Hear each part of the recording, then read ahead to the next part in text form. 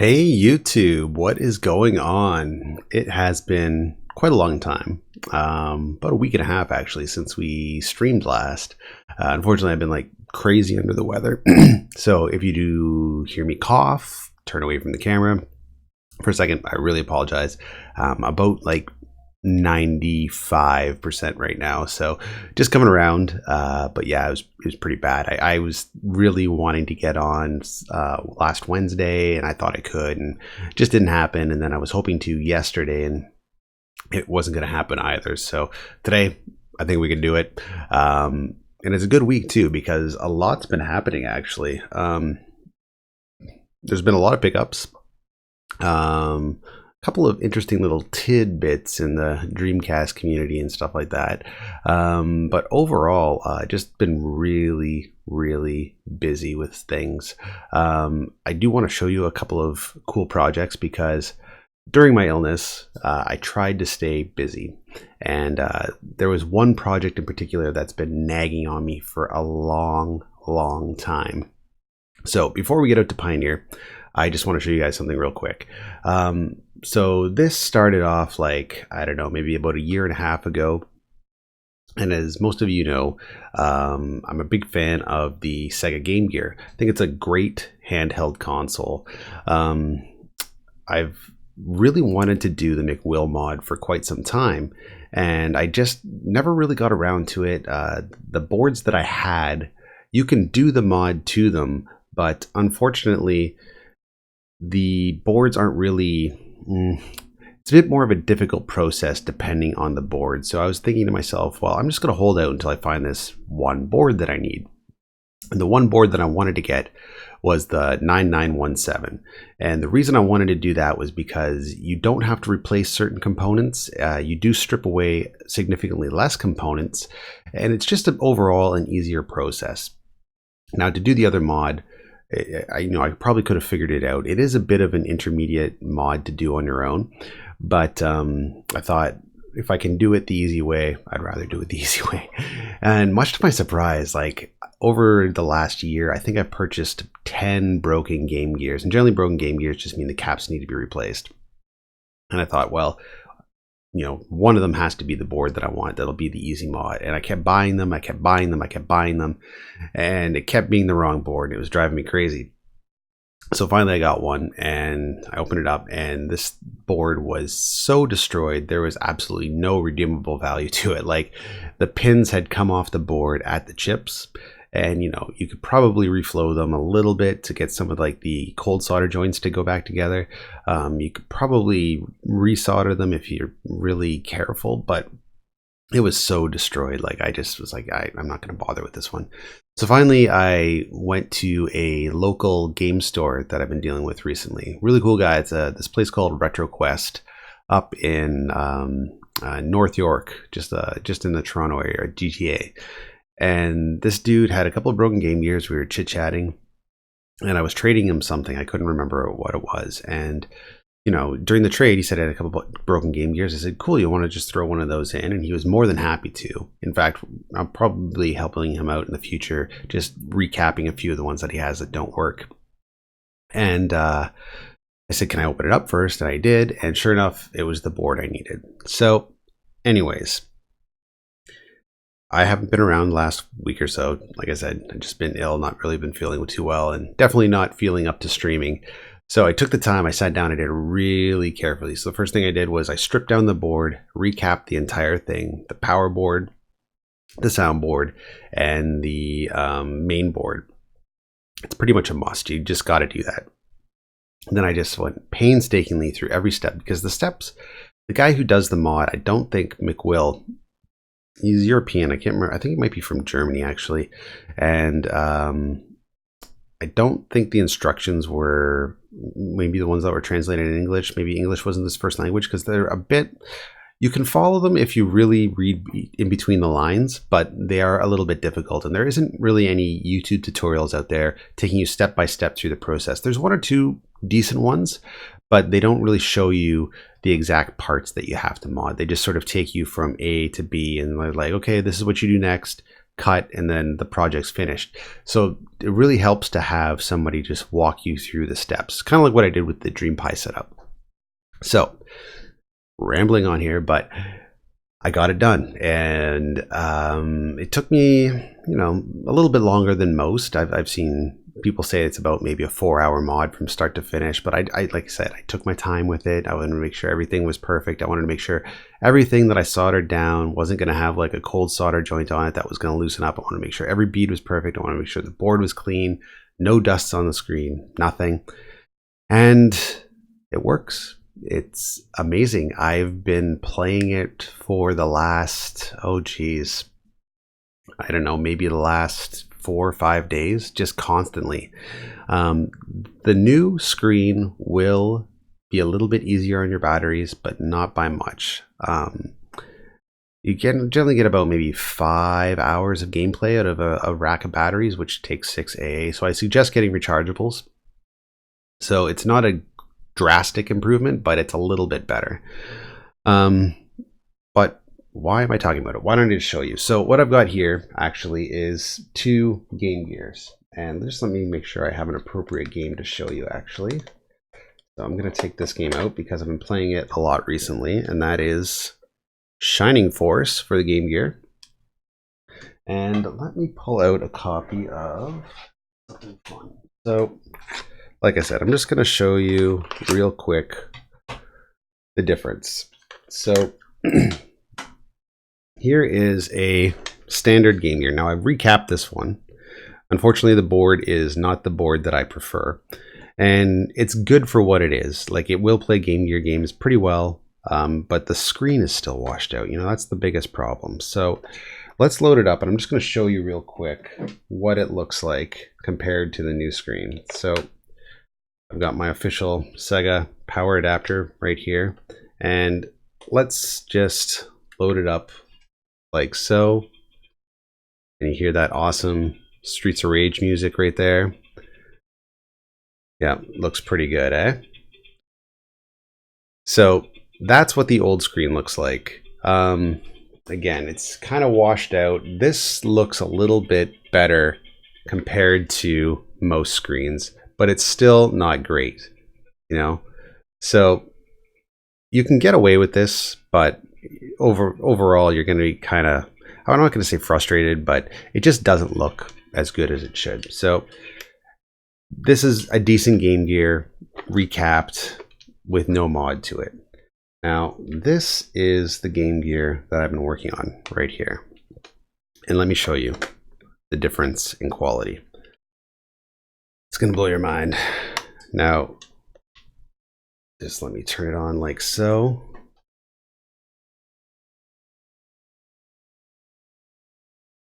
Look at how clear that is. Actually, let me turn on the volume too. Hopefully you can hear that through my condenser mic. But look at how amazing that picture looks. It looks fantastic. Now it's a little bit blurry because it's having trouble focusing because the screen is so sharp. But it looks beautiful. It is so clear. The good news about this is that I'm going to be able to show you just how clear it actually looks. Now, keen eyes might have spotted it already, but I've also added a VGA mod to it. So here at the bottom, you're going to see the little VGA switch. And it's really ingenious how they did this. So basically what they did was you get your VGA cable like so, and I'm going to plug this into the Atlona because it'll work perfectly. And I'm going to plug the 1/8" jack into the headphones. And what you want to do is once you do the mod, you're going to have to deactivate the brightness dial on your Game Gear. And the reason you do that is because that then becomes your switch between regular LCD screen on your Game Gear and VGA.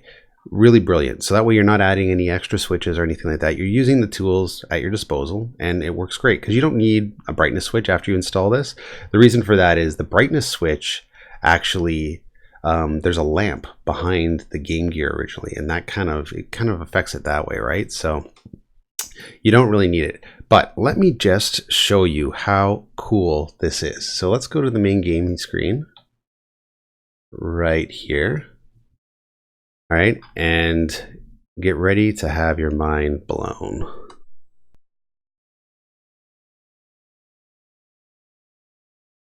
So here we go. Oh, 1 second here. Let me turn the dial down. That would help, right? I already told you how I do it. All right, mind blown.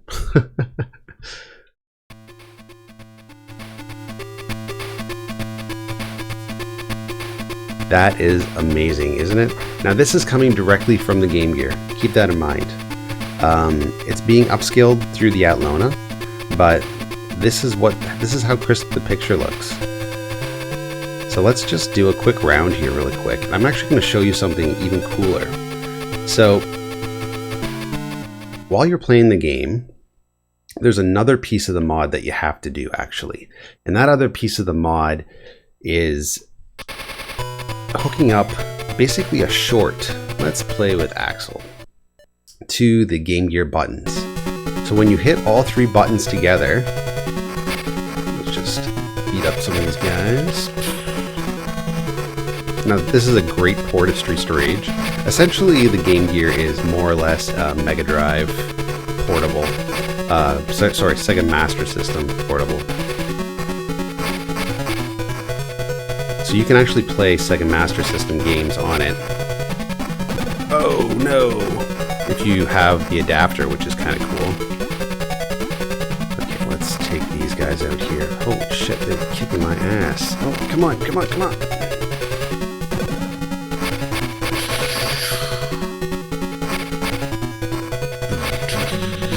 Yeah! Okay, cool.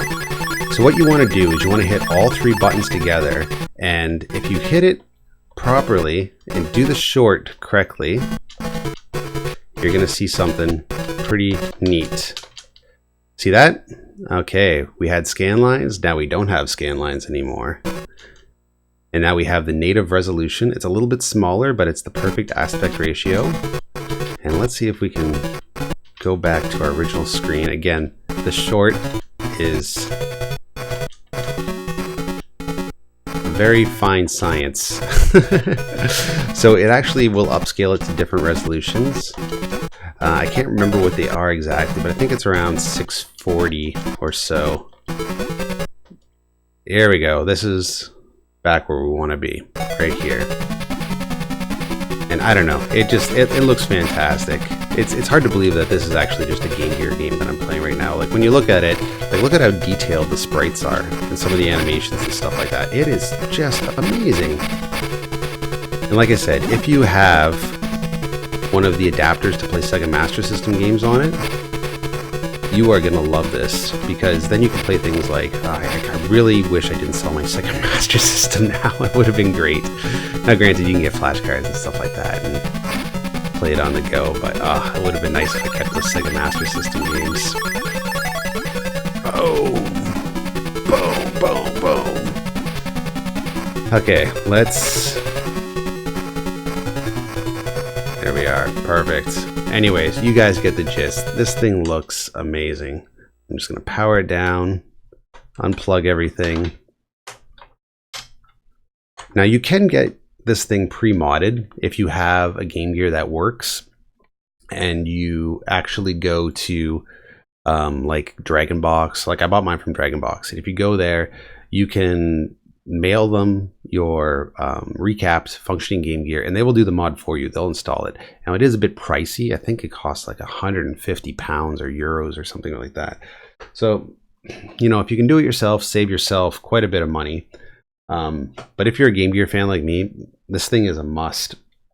I can't emphasize enough how great it is. Now, like I said, the battery is, sorry, I'm looking around here. The battery life is not extended that substantially. You generally get about maybe 4-5 hours of gameplay out of it nowadays, which is still a little bit better than having it with the regular lamp in it.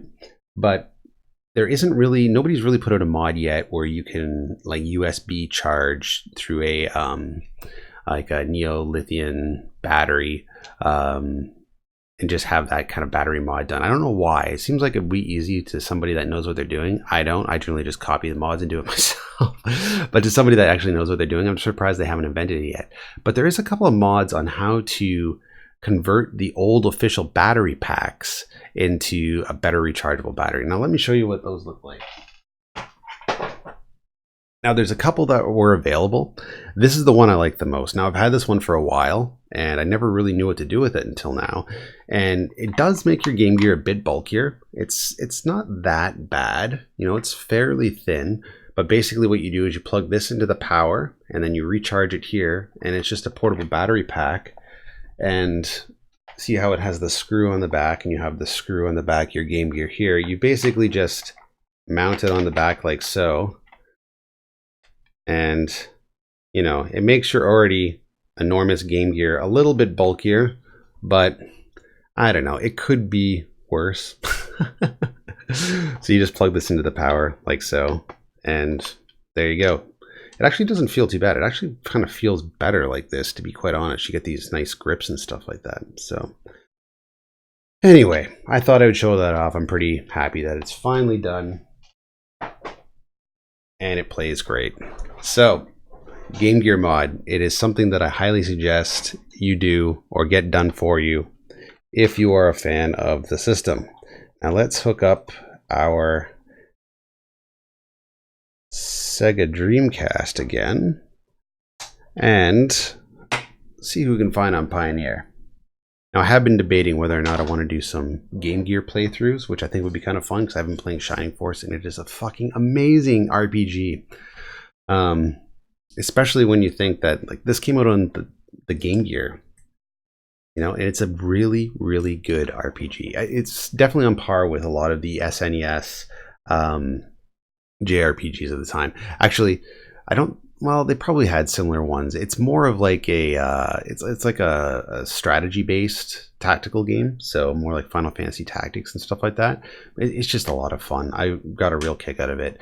There's still some parts of it that I don't quite understand, but overall it's a pretty simple pick up and play game, and it's a great RPG. So anyways, we've been talking for about 20 minutes about the Game Gear, so let's go to Pioneer and see who we can find. So let's power it up here. And I've been ignoring the chat. Sorry about that, guys.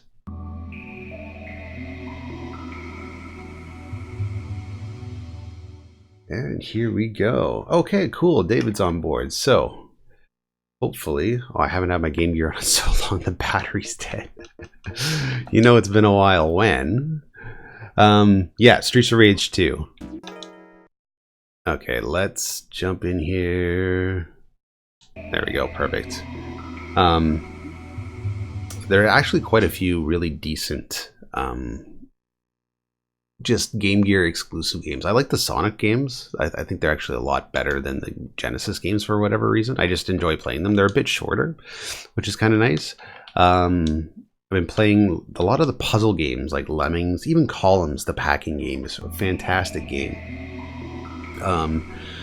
Some of the good RPGs you can get are like Dragon Crystal, that's a good one. Axe Battler, that's another good one. What's another? Defenders of Oasis, that's a great RPG. That's more of a JRPG if that's more your style. But yeah, really, really decent system. And you know, there's other ways to play those games. You know, you can get a RetroPie or something to that effect, which I'm going to talk about in a little bit.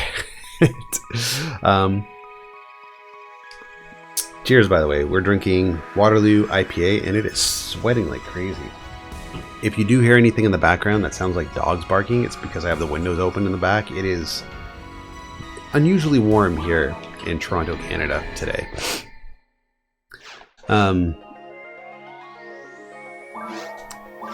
Yeah, so I guess my whole RetroPie rant kind of ties into the scalping, I can't say controversy because everybody knew it was going to happen, but the scalping issue happening with the SNES Classic.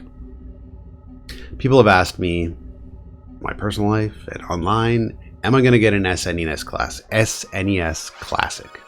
And the answer is absolutely not. Absolutely not. I thought the NES Classic was kind of interesting for what it was, and I was interested in buying one before I realized how ridiculous it was to get one. When there was any slight bit of effort to get one of those things, cool, Eureka.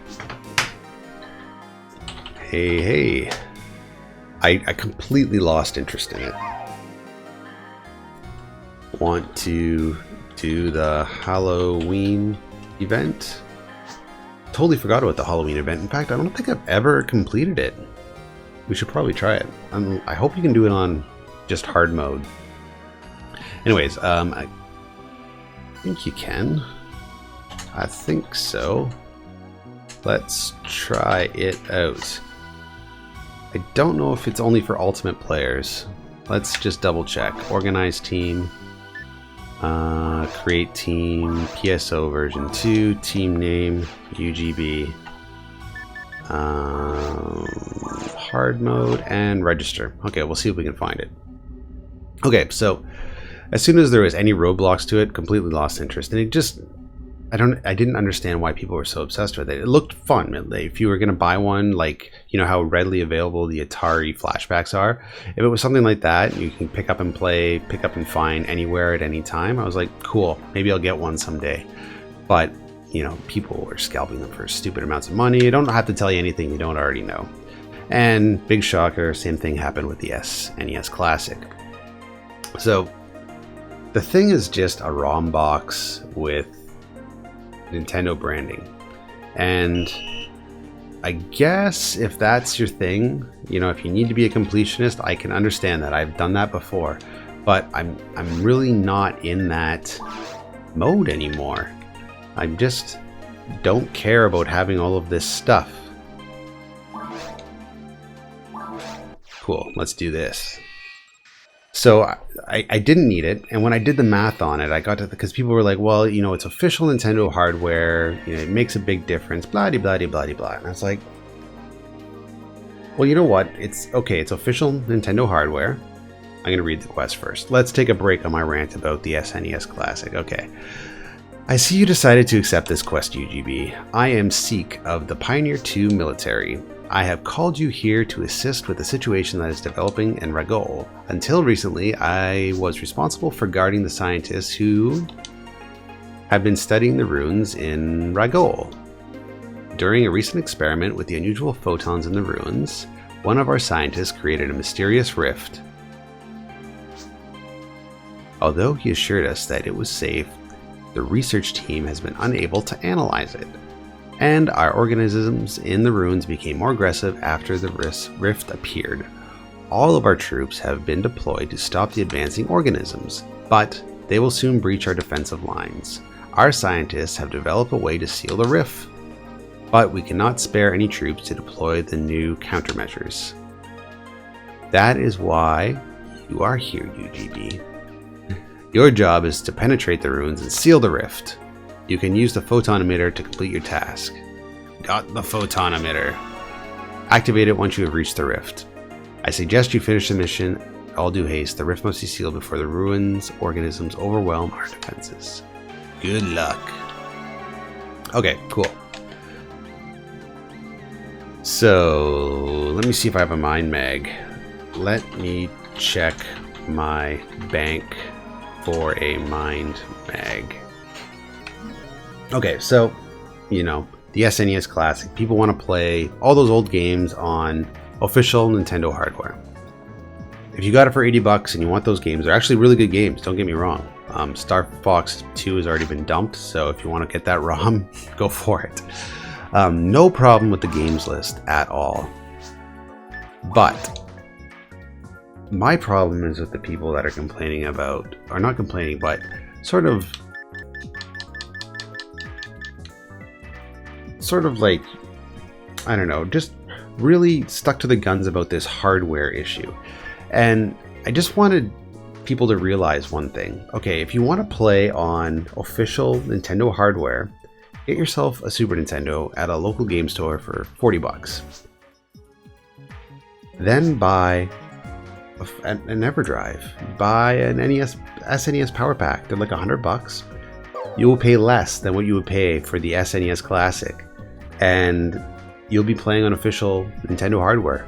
Much more versatility, much nicer looking system, and you can play any and all games. It would cost you 2/3 of what's going to cost you to get this silly ROM box that they have floating around. So anyways, that's kind of where I'm at with that. I just, like I said before, I don't really have a whole lot of interest in the system to begin with. Devil's Wing, I think that was only for, actually, yeah, this one could be cool. This one might be cool for you. Okay, item pack. Item. Drop. Let's see if they can use it. I've had a power pack for about 6 years. The thing is brilliant. It really, like, I cut down on my cart collecting significantly since I ended up getting a power pack. I have an SNES power pack as well. Retro USB. That's, I know you can get the EverDrives and they actually look a little bit nicer, I gotta admit, but the customer service from Retro USB is fantastic. And actually, oh, can't use it?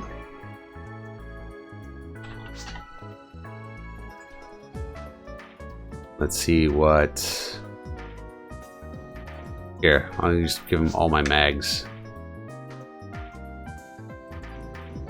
Okay, let's just take all of these mags that we're not using. Yes, yes, yes. Okay.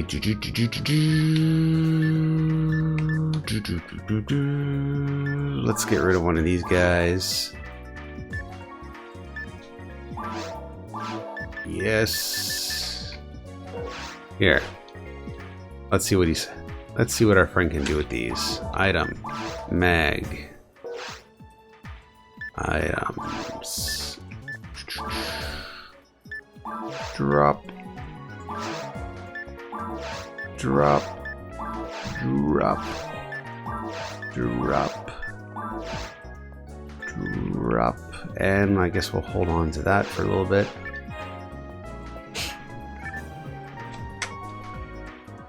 Any of those good? So, as I said before, you could do that. You get the ROM box and do the whole Raspberry Pi thing and stuff like that. But then people are like, well, you know, it looks like a neat, cute little system. This is where I'm going to kind of tell you about cute little systems and Raspberry Pis. So while Eureka is looking through that, let me just show you something really quick, okay? So you can always buy online through AliExpress, through eBay right now, this case for your Raspberry Pi that will blow your mind. So here's the Raspberry Pi right here, okay? Right there, it has RetroPie installed. Okay, good to go. But what kind of a case is this? Oh my God, look at how beautiful this is. It's a little itty bitty Nintendo with working buttons, I might add. You hook up your power in the back through USB. There's HDMI out there. And that goes, it's actually rewired here, so that it connects to the button, so you can hard power off and reset if you want as well. The little light goes on at the front. There's a little LED here at the power button. You can take your SD card out at the side. It actually gives you a little slot in the bottom to put extra SD cards if you want. Right down there, okay? If you open up the door, you have access to 2 more USB ports if you need it, and the Ethernet port if you need it. I would have put the Ethernet port at the back, but you know, they chose to do it this way. This thing is gorgeous, and it feels good too. Like, it's a really solid piece of hardware. and you just drop your Raspberry Pi in it with RetroPie, and you're good to go. This is a really nice looking case for your RetroPie. I can't emphasize enough how cool this is. I'm so glad somebody took the initiative to make these things and make them look pretty. I've seen a couple of 3D printed ones that didn't look so great, but this thing, it actually feels like the original Nintendo plastic. So if I can suggest anything, it's, you know, maybe get one of those cases and put your Raspberry Pi in it and just enjoy that. And then you can play everything. Okay, no prob. No prob at all. Alright, cool. So our friend here cannot use any of these mags, so let's just put them in the bank and maybe somebody else can use them someday. Okay, deposit item. And yes, yes, yes, yes, yes, yes. And let's get rid of this hit material too, since we can't really use it. And we'll sell that other thing.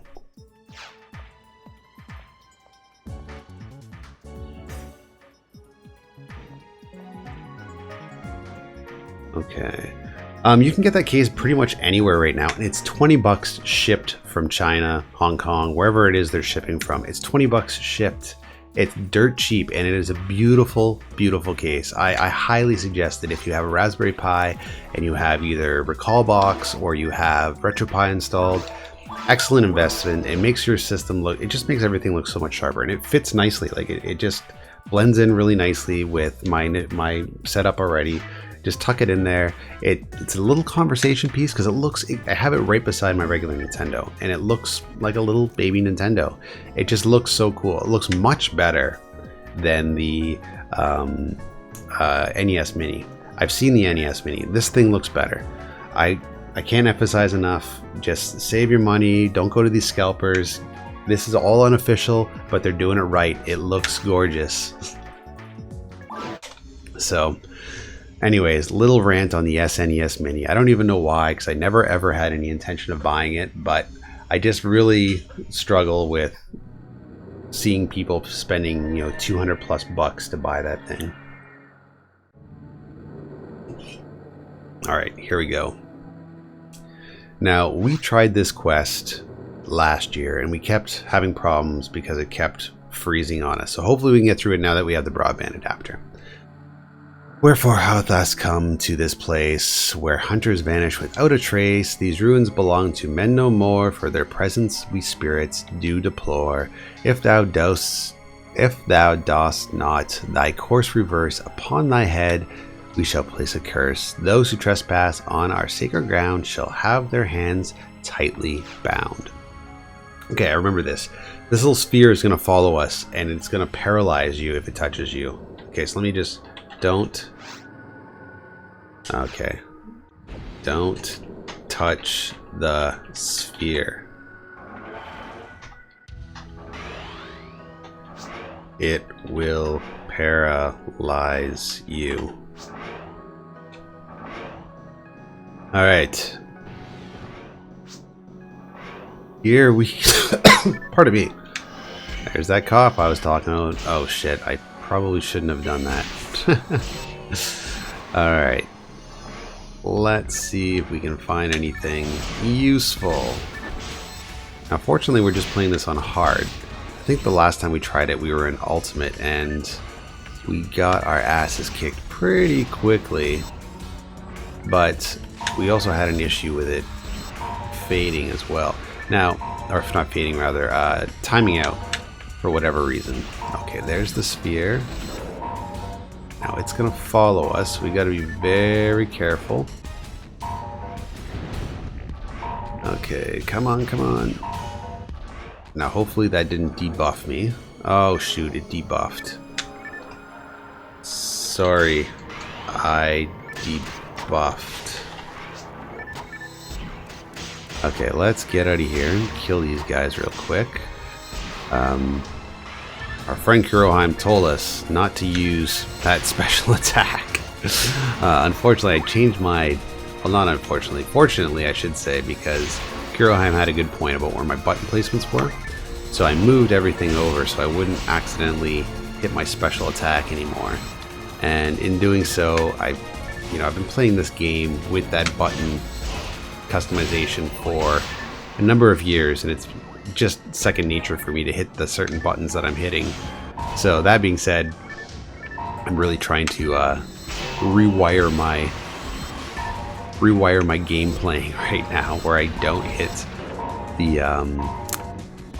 the X button to do my light attack. Okay. So let's sneak out here. And this will be really interesting to finish, actually. Okay, we got to get our friend to tag everything. Perfect. So he's going to buff us and then attack, hopefully. Okay, did I get paralyzed somewhere? No, I did not. Okay, I just wasn't hitting my buttons in time. Okay, oh shit, there's that sphere again. Okay, let's just see if we can distract it long enough so that it doesn't attack our friend Yarika and allows them to tag a little bit more. Okay, sweet. So that little sphere thing is gone somewhere. Okay, awesome. We got a grinder. Uh-oh. Where is our friend? Okay, Eureka. There we go. Back to life. Now let's take these guys out so our friend has a bit of time to regroup and don't accidentally steal their weapon. So Eureka is our man in Japan right now. I'm not sure what time it is, but I know it's late here, and it is on the other side of the world, so maybe it's early morning. I'm not 100% sure. They might be a bit fresher than I am, is all I'm saying. Oh no, oh no. And let's tag this. Cool, alright. And what are we at right now? 115. Maybe we'll get lucky and be able to actually use the Heaven Punisher, because we are in the ruins. Okay, now we're gonna see...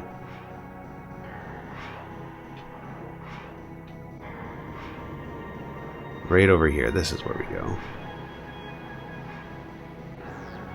Now this is like actually a custom game quest by the sysop of Silverant. And apparently it's one of his biggest quests, which is why it was allegedly causing my game to crash. Could have been for other reasons too, who knows. But apparently it uses a lot of memory, and you've got to stream a lot of the quest as you play. Like, it downloads the quest into your VMU and stuff like that, but just the amount of action and things like that going on screen while you play end up causing it to occasionally drop. And I think that's what was happening with me. I was one of the only players at the time using DreamPi. Everybody else was using the broadband adapter, and initially this quest was designed more for broadband adapter users. Oh shit, how am I gonna get out of here? Okay, let's just keep hitting our B button and maybe we'll get lucky. Oh man, this is brutal.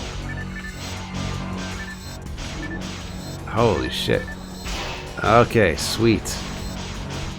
Ah, nice. Okay, let's get some distance and tag. Tag, tag, tag. Awesome.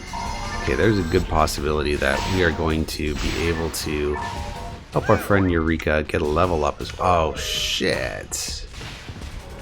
Okay, now I can't use any special attack. I can't grab anything. Pretty much neutralized until this wears off.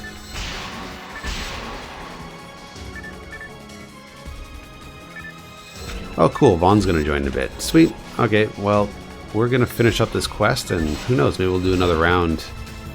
And,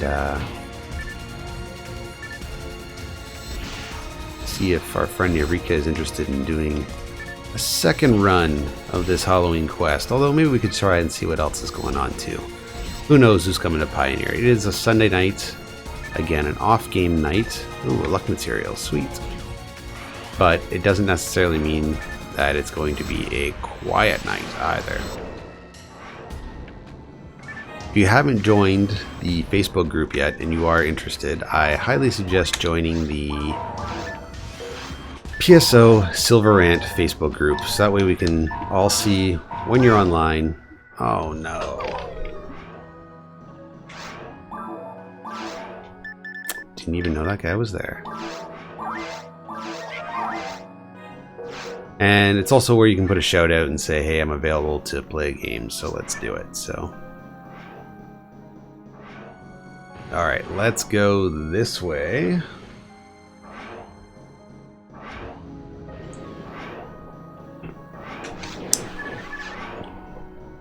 Sweet.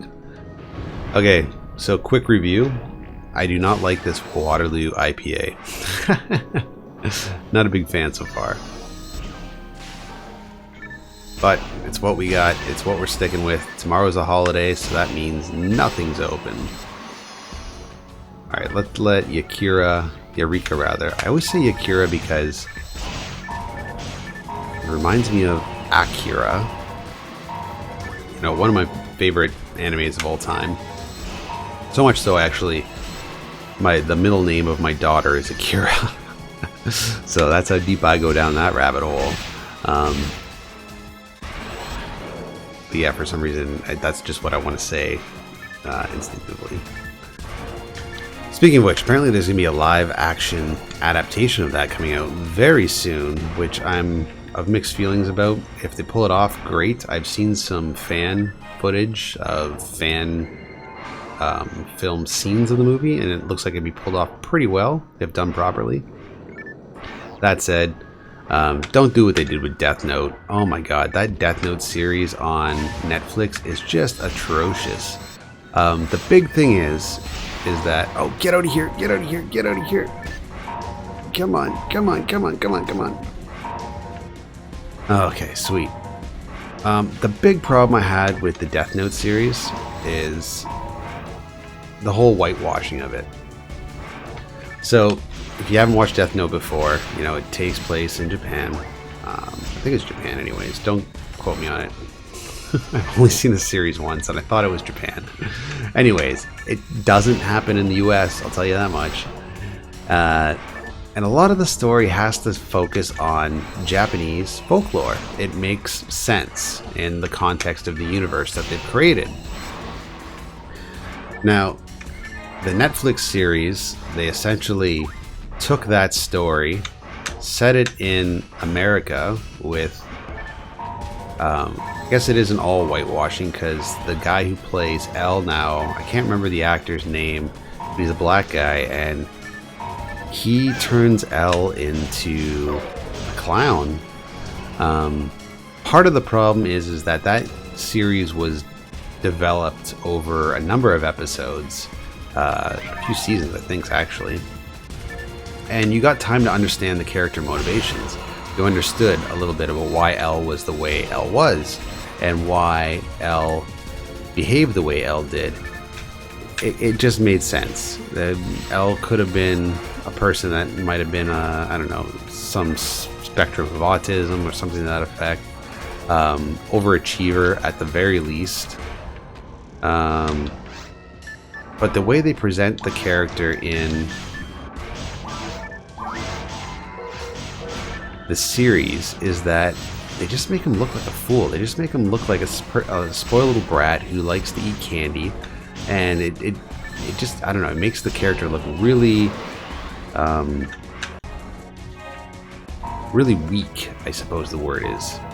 Not like an equal to, the main character, right? Like, it's no more of this sort of cat and mouse Sherlock Holmes type game. So anyways, I did like the Willem Dafoe version of the Demon. That was kind of cool. But overall, it's a terrible series if you haven't seen it already. Don't watch it. Watch the animated series. It's much better. I never read the books, but I hear they're half decent. I own volume 1, but I just never got around to it. I've got too many things on the back burner to read anyway. But yeah, if they do that with Akira, you've got to set it in Japan. Like, it just makes sense to set it in Japan. Like, not necessarily because of the folklore or anything like that, but just the aesthetic and everything. Like, you can do like, essentially you're going to kind of make it look like Blade Runner if they're going to do it live action, but I don't know, just hire some Asian actors and keep it true to the source material. Don't just hire whoever the actor of the week is or whatever from America and have him play the role. Like, you can't do that. You gotta have the characters be who they are, and you can't have, like, I don't know, what would be a good example? Like, you can't have, like, geez, I can't even think of any name Hollywood actors right now. But you can't start naming them like Tetsuo and stuff like that if they're just guys from California. Like, it just doesn't make any sense. So if they keep true to the source material, I'll be a happy man. But if not, you know, I'm going to be very disappointed, because it's going to be the only time we really get a chance to see this movie be adapted for live action. Okay, let's go. Boom, boom, boom. I actually got to get in touch. Maybe Vaughn would know. I heard there's a Discord for PSO that I should probably get connected with at some point. So that's like a private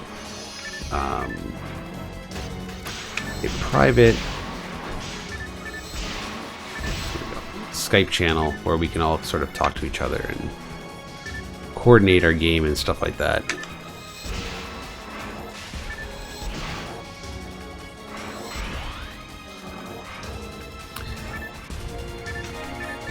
Well, speaking of famous Asian actors, actually this isn't even, oh cool, this has nothing to do with Akira, but it kind of does. Oh man, I wish I brought it upstairs.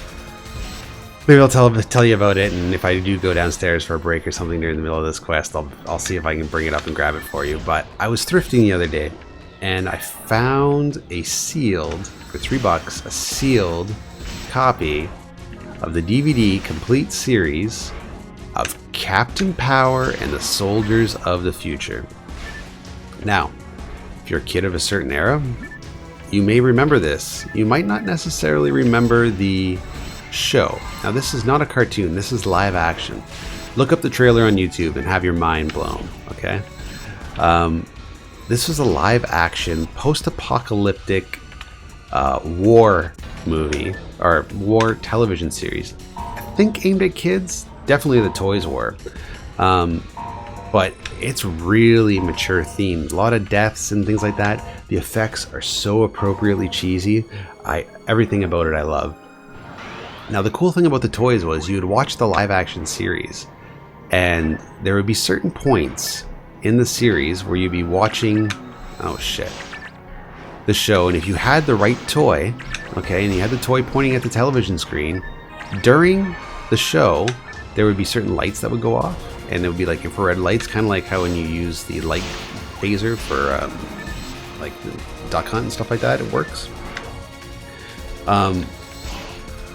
During the battles on the television screen, would interact with the toys, and occasionally your toys would like explode off their pedestal and stuff like that, or they would win the fight. They would shoot back at the television and connect with these like little red pads on the screen that were causing the infrared sensor on the toy to react. And it was amazing. It was a way to interact your toys with the game. It's fucking fascinating. Now, I don't have the toys anymore, unfortunately, but the series alone, I was watching it. And there's a movie that came out from these Toronto guys called Manborg. Astron 6 is the film group, and it's a fantastic post-apocalyptic show, and they took much inspiration from this series. Let's just put it that way. And again, this series, if you didn't grow up during that time, it's kind of hard to appreciate, or if you don't like cheesy sci-fi, I guess it's kind of hard to appreciate. But make no mistake, it is, oh shoot, I used the wrong one. It is really bad, but in such a good way. It's so enjoyable. Oh shit, I'm out of those. Damn it. Okay, gotta get some more. So what you were saying about the Asian American actor that was denied a role when he applied for it. The funniest thing about this series is it's actually a Canadian American production, right? So it takes, you know, it's shot in both, or at least sponsored in part by both the US and Canada.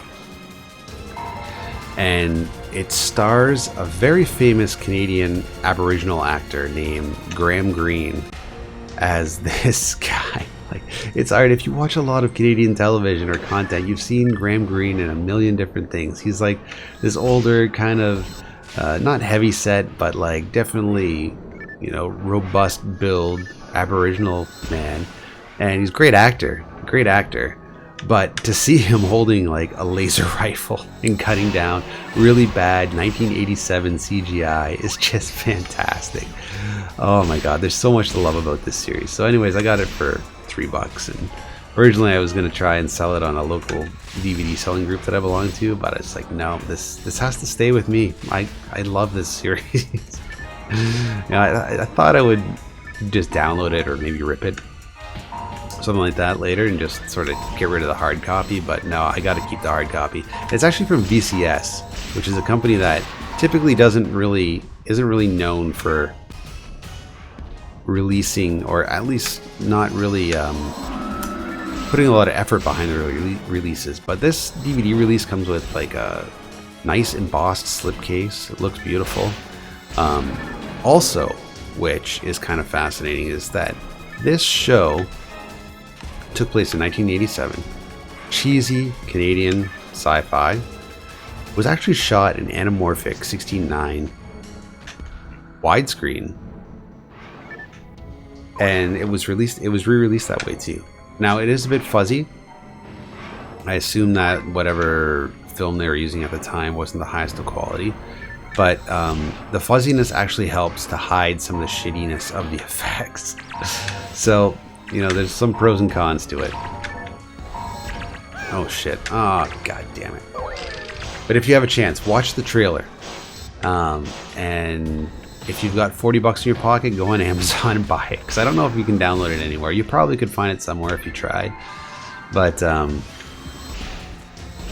yeah, definitely worth a watch. It's the only thing I've ever had recently, in recent memory, that I don't know. I've generally I'll put things on in the background while I'm working, like when I'm fixing that Game Gear, for instance. I watched quite possibly the worst film I've ever seen, and worst in a number of ways. Like, the production was great, I guess, but it's so terrible, and I don't really have to say much about it, because the odds are you've heard that it's terrible, or you've watched it yourself and agree. And that's the latest Transformers movie. Like, at least the other ones used to be palatable to some extent. Like, you could put them on in the background and not really pay a lot of attention, but not necessarily be offended or totally confused by what's going on. Like, the story was straightforward. You got a MacGuffin you gotta find, and it'll do something, and you gotta do it before a certain other person finds it, and you know, round and round you go. But this story was so bad. Everything about it was just so bad.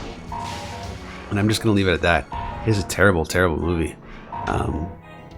Hard to describe terrible, actually. It's just that unwatchable. But Captain Power, that's what you want to get, guys. You want to watch that trailer, and seriously, I'm not saying this in any kind of sarcastic sort of way. It is a good, fun show. I remember watching it a bit when I was a kid, and I remember having like the toys. And part of the problem was, when I grew up, I didn't have cable. I only had regular, you know, whatever was kind of being broadcast on aerial television at the time. So I could only watch it at the time when I would go to town to visit cousins, and they had more toys and stuff than I did. Blah, blah, blah, blah. But anyways, it was fascinating to be able to actually interact with the show, with the toys. Anyways, it's fun being a 36-year-old man.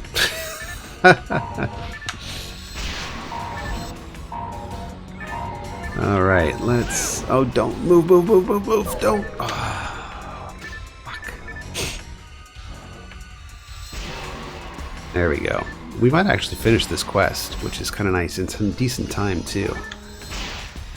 So far, I haven't really noticed any significant lag or drops or anything like that, so hopefully we won't get disconnected. It's too bad we couldn't help out Akira with any of the mine material they were requesting, but I don't really keep a lot of it on hand.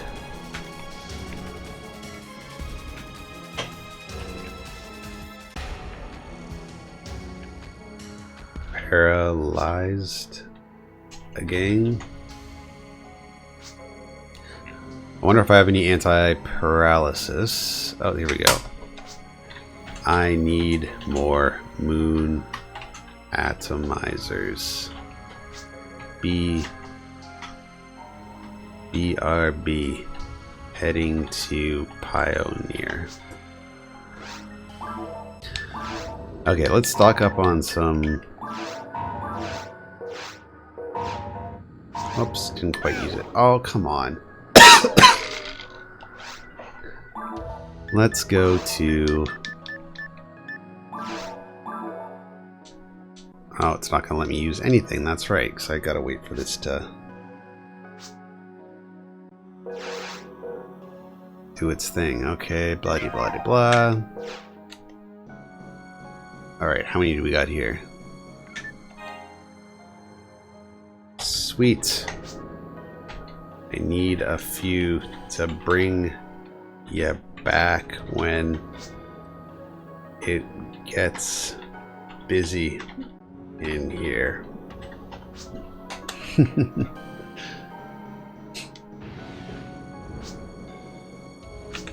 Oh, what do we got? What do we got? What do we got? What do we got? Oh, cool. Cool. Thanks. Unfortunately, I can't use hit material now, but probably on the next quest. Power material use. Monolith grinder use. Oh, jeez.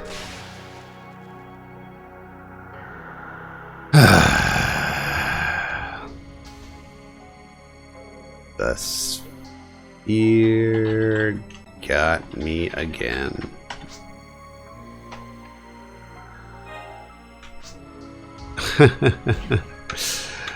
All right. Let's get out of here. Okay, item. Mono grinder, yes. Mono grinder, yes. Depth material, yes. Want to go up. Sorry. To Pioneer. I think I'm good for now. Just needed MA.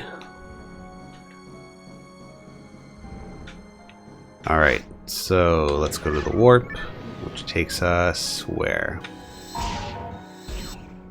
Right here. Okay, cool.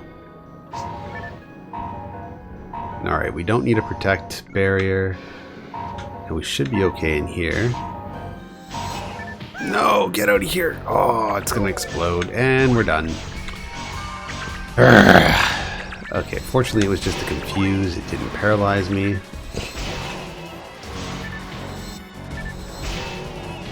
Now, I think there's, what, 3 levels to this? So we should be getting to the 3rd level quite soon. I remember this is a fairly long quest.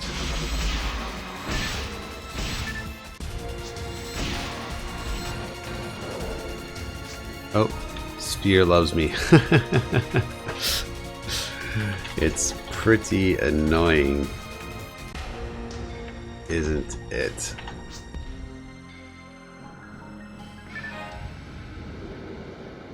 Alright, let's see if we got anything cool here. Not really. Now, am I supposed to interact with these in any kind of way? Nope. Just hit this. And...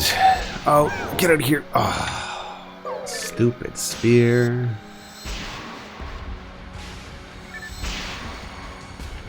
Oh man, this is going to be quite challenging to get out of. Now that fog effect, that's kind of different too. I don't think I've ever had anything like that happen to me before. I guess, oh, it's just an actual room. Interesting. So let's take all these guys out. Oh, our friend is down.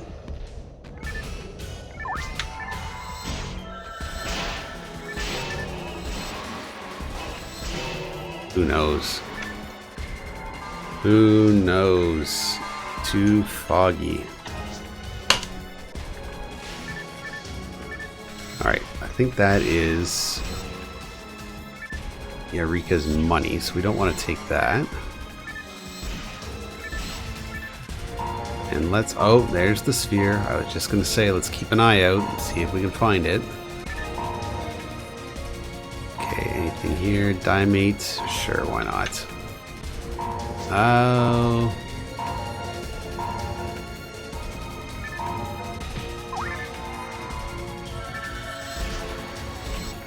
ah, the fog kills. Interesting. I must have something, maybe it's like one of the rings or something that I have, but it doesn't seem to be affecting me that much. Oh, it's too bad. I would have donated to their mag. Perspective Hawaii, or Horizons quest. Interesting. What is that? Quite curious. Is that a quest within Altamira that you can play?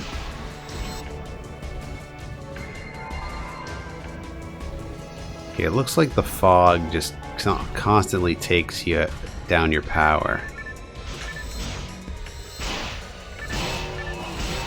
So if we can get out of this fog sooner than later, that'd be great. Looks... oh shit, come on, get out of here. Oh, come on. Looks like the fog slowly kills us.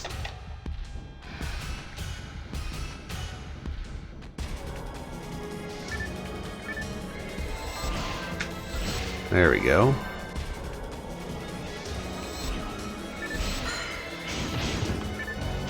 Oh shit. Wow, what's going on here? Fortunately, we're 108. So the advantage to that is we are able to take a lot more hits from this fog than I think Eureka is at the moment. I'm also being very aware that I don't want to take out all of these enemies too quick. Oh, come on. Too quickly, because paralyzed. Then he won't get any experience.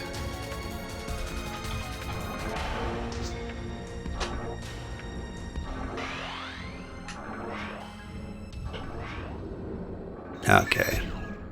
This is where anti-paralysis would probably come in handy. Now let's see what we got going on here. Of course.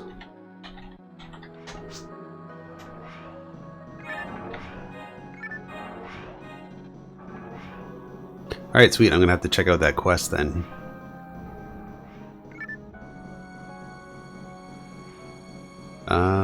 Anything else that we can grab? No. Okay, let's just go through this door then. Item.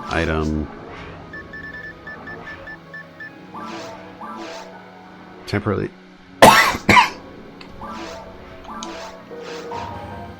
Ah, nice.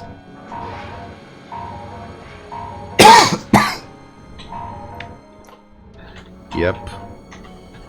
We're stuck. Oh no, speaking of stuck. Oh I just missed it. Paralyzed.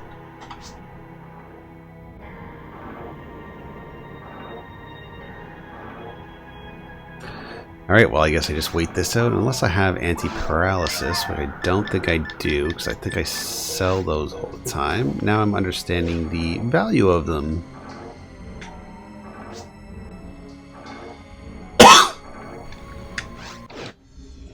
Best 90s anime? I don't know, really. I kind of just enjoyed the late 80s stuff, like the Vampire Hunter D. Barefoot Gen is probably one of my favorite of all time. That's a fantastic anime. Let's just read this out really quick. Our patience with men growth sorely thin, yet still thou seeketh to dwell herein. Though thy will is hard to break, thou shalt not our convictions shake. In this space thou shalt not stay, and we shall send thee on thy way. Without the stature that thou dost prize, thou shalt soon meet thy demise. Alright, please say that we're almost at the end.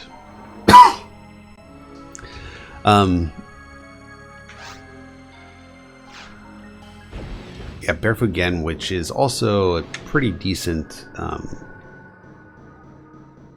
little novelization that you can pick up as well, is probably one of my favorite. It's kind of similar to another one that people have seen called Graveyard of the Fireflies. No, sorry.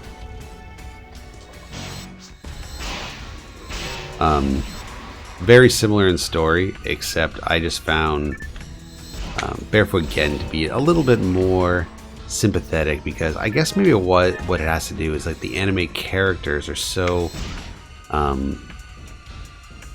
don't know, so innocent looking that when the bad things happen to them, you just sort of, you know, you don't feel for them like you would another human being, but you feel kind of sad for them just because of the nature of their characters. Like, they're so defenseless, and if you don't know the story, oh man, I'm miniature now. Okay, great. Great, I'm small.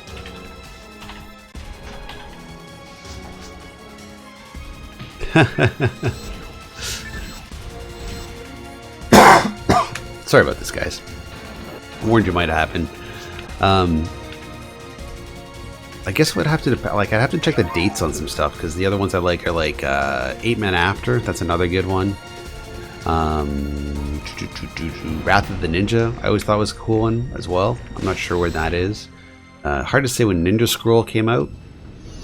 Well, not hard to say. I'm sure if you look it up, you'll find pretty quickly. I'm not sure if that was early 90s or late 80s. For some reason, I want to think it's late 80s.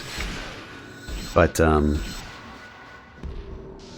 yeah, I kind of fell out of love with a lot of the that stuff probably around the early 2000s. Only because once you kind of go down that rabbit hole and you start going beyond the sorry guys, when you start going beyond the more readily known titles,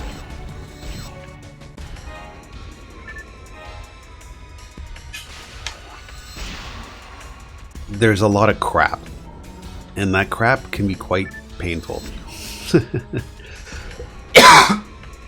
Sorry, I might have to take a break for a second and grab some water. My dry throat that I warned you I've been suffering with for about a week seems to have come back, and might need a little bit of attention. I'm gonna try and stick it out as long as possible, but I might need to take a quick little break. Whew. Is this the way we came? Yeah, this is the way we came.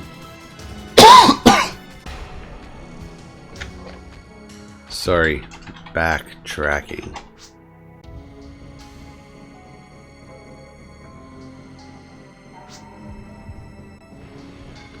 Alright, let's knock this guy out. Find out which door we're supposed to go into. Now I'm curious to see who the boss is here.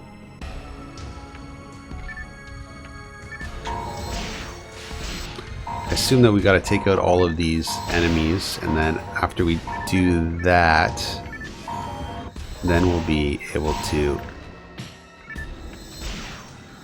open up some of these doors.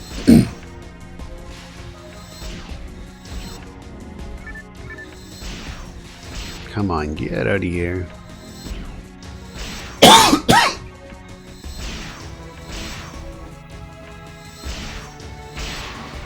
There we go. Perfect.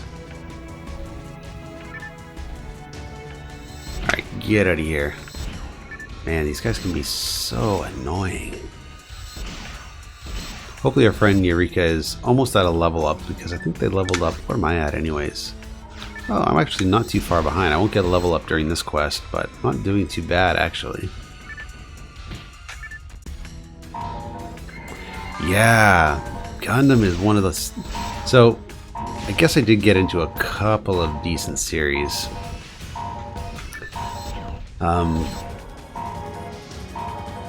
I did enjoy Cowboy Bebop. Now, again, I don't know when that came out, if that was 90s or 80s. I have a feeling it was 90s. That was a fantastic series, and it's pretty short too. For some reason, I guess just because of the popularity of it, I thought it was a much longer series than it actually was.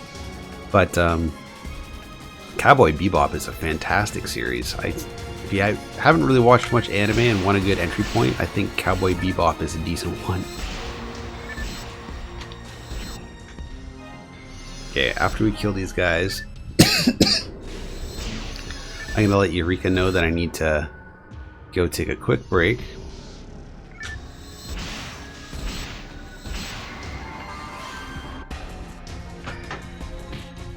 I need a quick break. Gotta get some water. Alright guys. Whoa. Stay with me. Just gotta get some water. I will be back.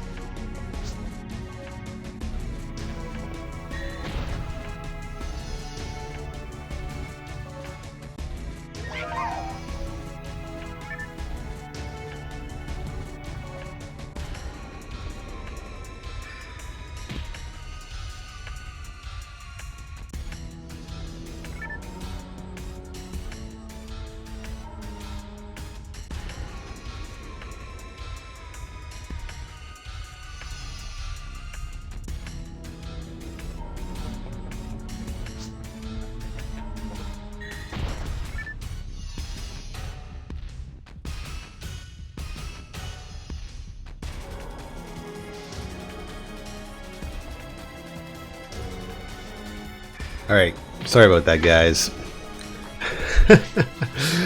Oh, that was not good. Oh, where am I going here? Here, let's use this guy for now. And take out whoever is kicking around. Oh no. No, no, no, that's not what we're gonna do. And let's bring back Eureka. Perfect. Okay, so I've got my little magic concoction beside me, which I'm gonna stick with for the next little while. All it is a glass of like honey and warm water. I guess beer is off the menu for tonight. Probably not the end of the world, but still a little disappointing that I couldn't keep the throat together for that long. This is better, actually, guys. Believe me.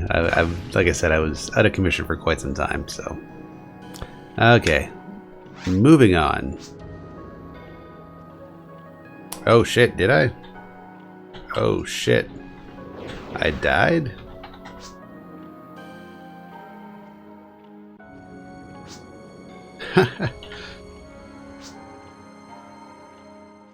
Uh-oh. Speaking of died, what happened to Eureka? Just died instantly. Did I lose all my cash? Oh, I guess I did. Well, that's okay. Oh, and here we go again. Perfect. And oh man, this little sphere thing is fucking frustrating. Well guys, that's why you always keep Escape Doll in your back pocket. Even though you might get a little boisterous like myself and think you can handle this game. I guess you die every once in a while. I'm curious, I'm gonna have to rewatch it and see what exactly happened to kill me, because you know, my character is actually pretty strong. Way too strong for hard at the moment.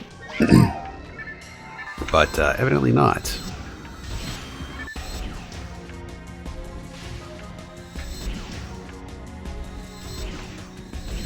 Okay.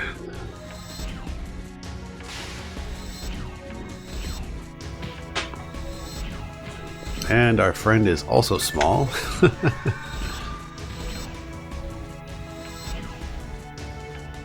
I'm assuming what it is that when you're smaller, you're also more vulnerable to attacks. So probably that's what ended up happening. So you know what, for the sake of keeping the momentum of the game going, I think we're going to blast through this as quick as possible, because we're actually only down to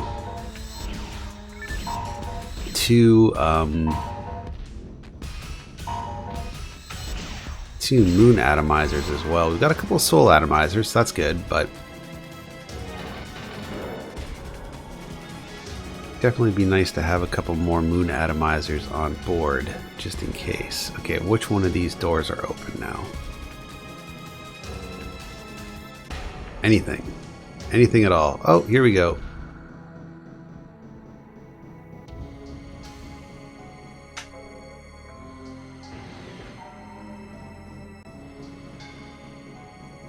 Sad and funny. That is the story of my life, guys.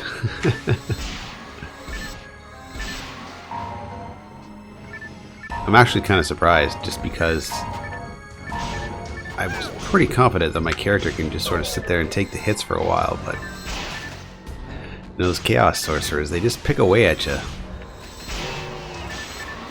And I guess if Yakira had died or was exhausted, or however you want to phrase it, had nobody really to distract the hits from, yeah, eventually they're just going to pick away.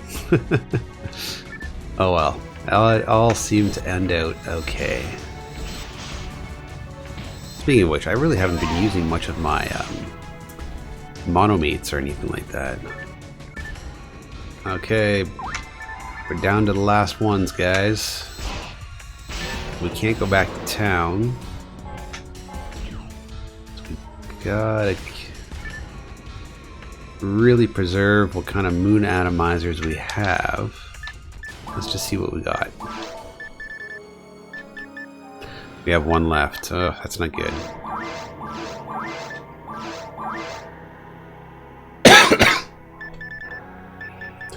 68. Sweet. I only have one moon atomizer left. A few star atomizers. Oh, cool.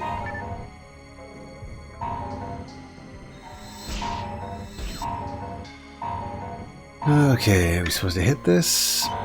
Bang and bang. And what does that do? Is this a warp? It is.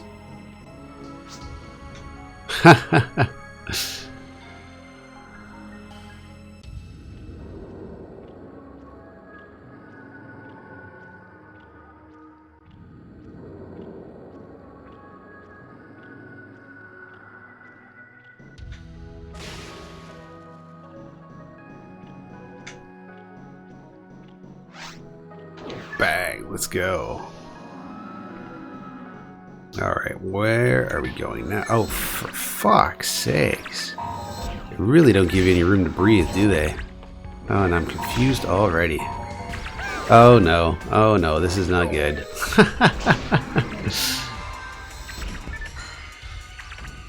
What do we got here? Anything we can use? No, not really.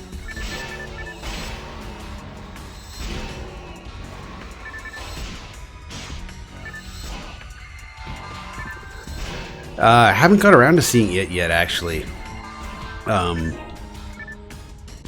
mean, my lady friend's not a huge fan of horror films, and unfortunately, I guess I could probably go by myself if I wanted to, but everybody else I know has either seen it or is not interested.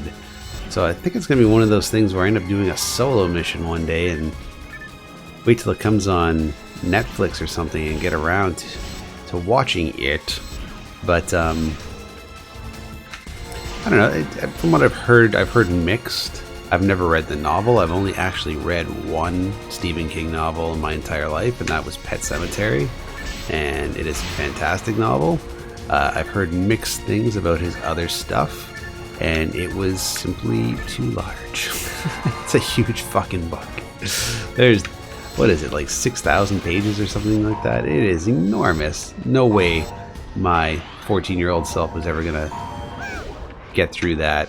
Oh, come on.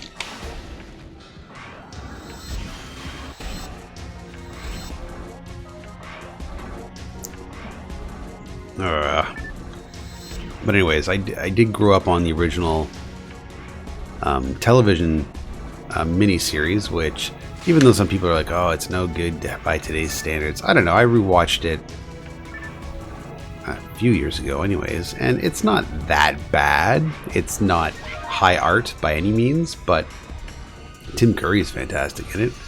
Worth watching it for that alone.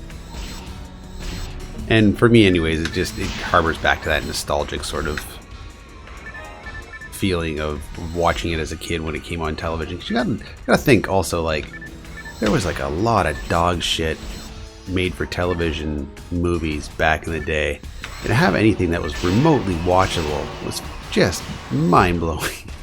There's just so much. I think, like, what was the other big one that came out that year? That Baby Jessica made for television series, which was like 6 hours about this little girl who fell in a well, you know? Okay. It sucks, but really you can't stretch that story out as thin as they did. There's only so much you can do with that story. She fell in a well, they did a lot to get her out, and then a couple days later they pulled her out. Okay, story's kind of over, right? Anyways, but there was another one that came out during that time too. I wish I remembered the name of it, but some of you might remember the story, and it was a fantastic series only because they ran with the television series before they had all their facts in order. So what it was back in the early 90s, I believe it was, there was this case about this I think it was a school, like a church school or something like that, and for some reason they were being investigated for abusing the children. And what ended up happening was, during the course of the investigation, the people that were doing the questioning were asking very leading questions. And these leading questions led to some very fantastical answers by the kids. And these fantastical answers ended up ultimately convicting these adults of some pretty horrendous crimes. I'm not going to say about it because I don't want my video to be demonetized or anything. You can look it up for yourself. And ultimately, those charges were dropped in the end many years later because they found out that the person that was asking the questions was asking these like little children, like 8-year-old children, very specific things in a way that he kind of already knew the answer he wanted. He just wanted the children to say it, so that way he can go through with his charges. And it's pretty frightening, actually. But the funniest thing is that I think it was ABC made a miniseries about it before they had all their facts in order, so they ran with it. And they used the kids' sort of testimony as fact in the series. And some of the things these kids said were just outrageous. But they made it seem like these things actually happened. And anyways, track it down. If I can remember it off the top of my head, I will certainly let everybody know. But it's based on a real-life story, actually, which is even more frightening. And you know, it's just one of those situations where you realize like how far we've come and how frightening things were, like even 20 years ago with, you know, our legal system and just everything. Like before things were really being sort of talked about in open ways, so many people could do things to other people and there'd be really no repercussions from it. It's kind of frightening. For all of the surveillance society that's going on nowadays, there's something to be said for accountability. It's hard to get away with a lot of bad stuff nowadays, which is a good thing. It's a bad thing that we are constantly being watched and stuff like that, but it is good that I feel like if something bad does happen, there's probably some way to track down some form of documentation that it happened, like whether it's video or audio or pictures or something.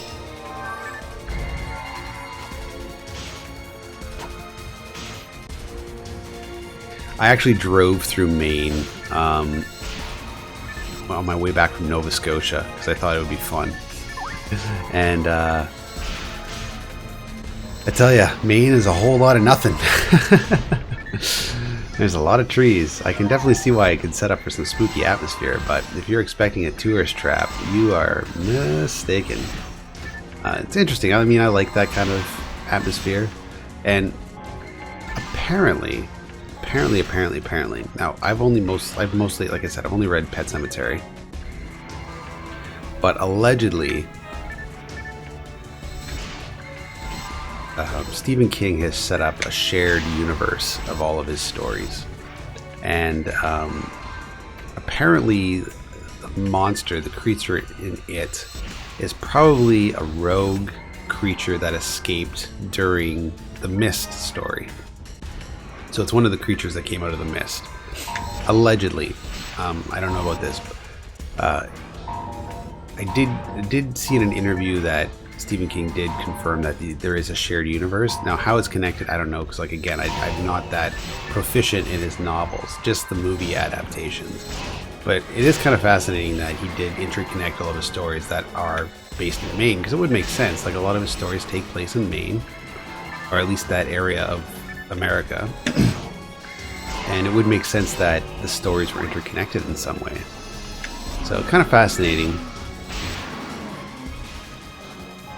I would like to look into it more. I know I'll never get around to the novels, so I'm not really too worried about that. Certainly not at this stage in the game. I am not busting through any 6,000 page novel anytime soon. There is just no time in the world for that. Okay, item pack, star atomizer, maybe.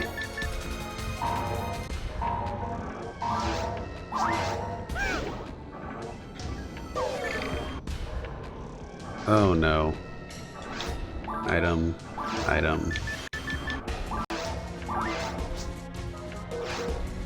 Nope, that's not working either. Item pack, item, what do we got? What do we got? Anything that we can use? Nothing, eh?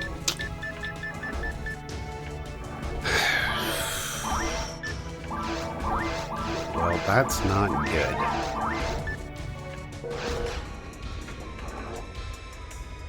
Sorry, I have nothing. Can you quit to pioneer and come back?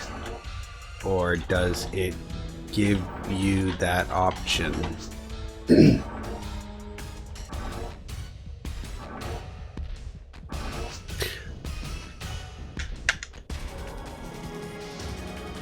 Okay, that would be good if he can come back.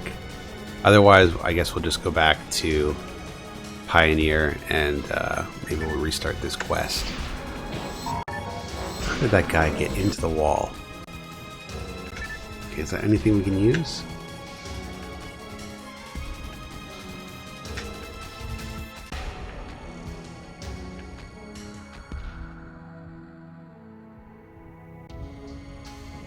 You know what? There is really no difference between using the DreamPi and a BBA. The difference is so minimal you probably won't notice it on most gameplay. Certainly the DreamPi is more universal than the BBA. You can definitely play a lot more games, which is kind of fun. But where am I supposed to go now? Another door that I missed?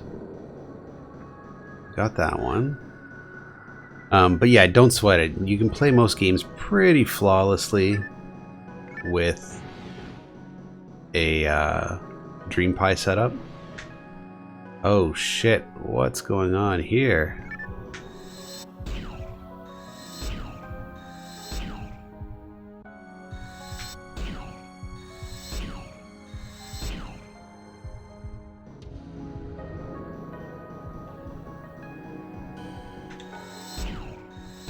Am I supposed to kill this thing?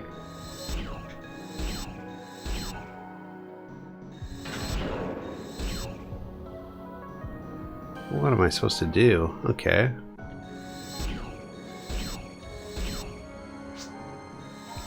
Ruin 3 now. Okay, cool.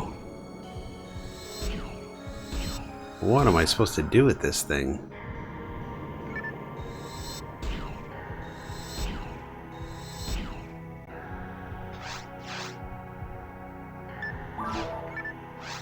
Okay, active on. Okay, no, we're gonna wait. Okay, let's wait until our friend shows back up. Okay. Follow me. Alright. Let's activate our photon emitter. Boom! Did we complete the quest? Uh-oh. Are we not supposed to do that? I think I gotta wait for Yakira.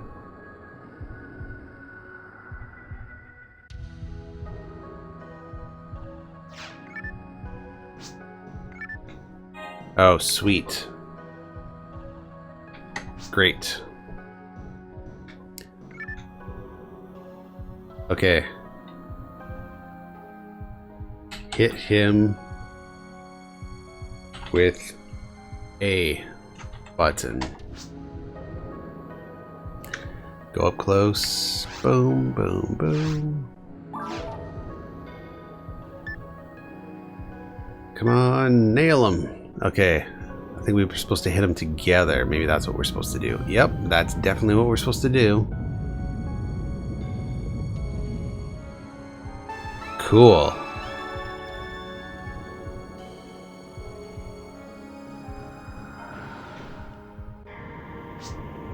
Cool. I think we got him.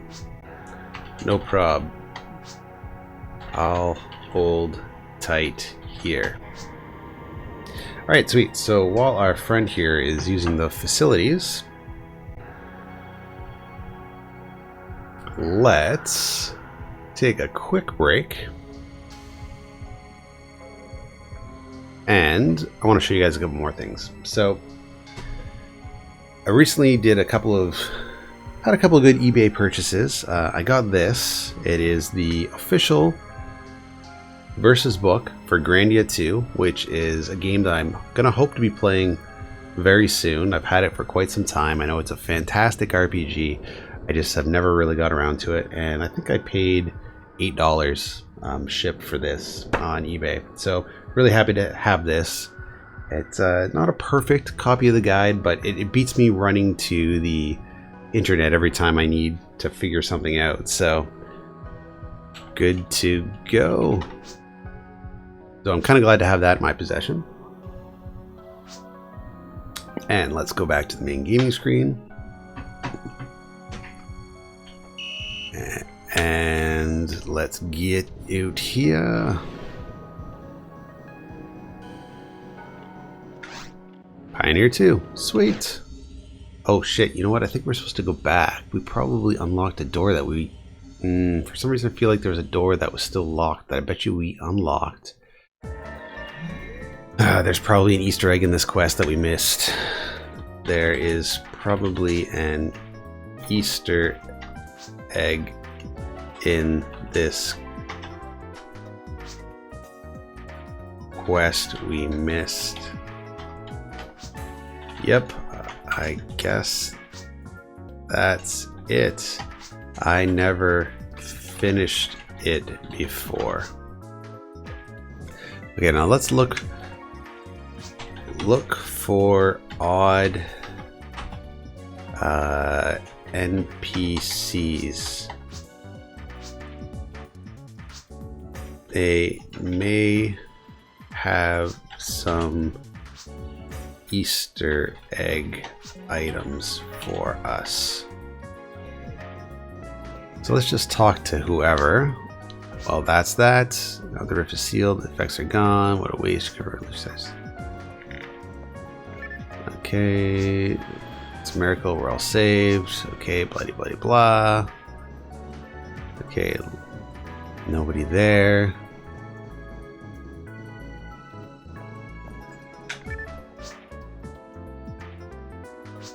Okay. Nothing there. Okay, let's go back really quick. Let's go back. I feel like there was a door we missed.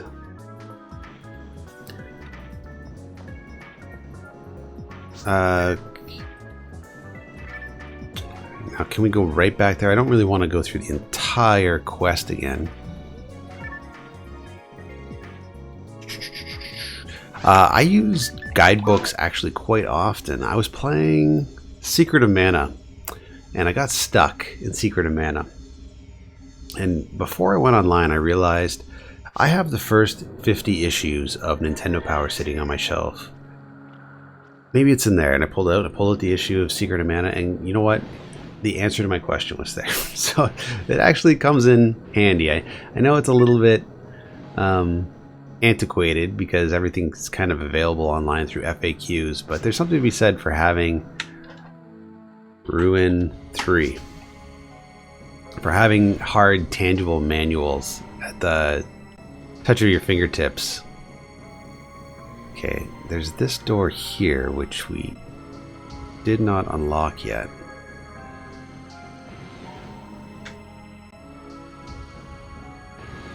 I wonder if there's something here that we missed. I wonder if there's a secret door or something. You know, sometimes you can go through them and it's no problem. There's another door over here, I believe. Through the warp.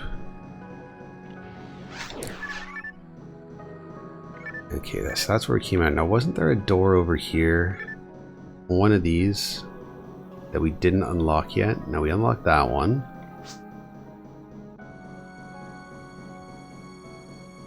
Now we didn't get through this one yet.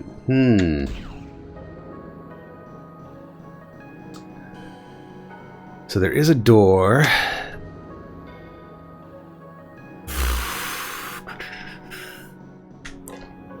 There is a door, but it's locked. I don't really know where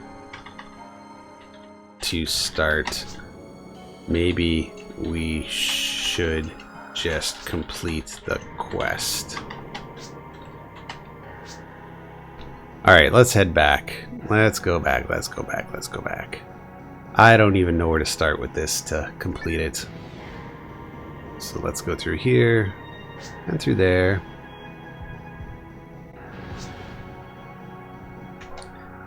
Exactly. Not interested.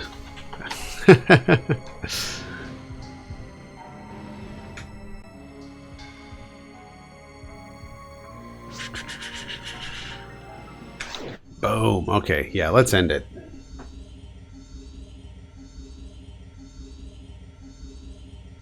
I used to have, I think, the first 2 or 3 years of Nintendo Power when I was a kid, and gave them all away, threw them all away. I don't know what I did with them, but they are no longer in my possession as an adult.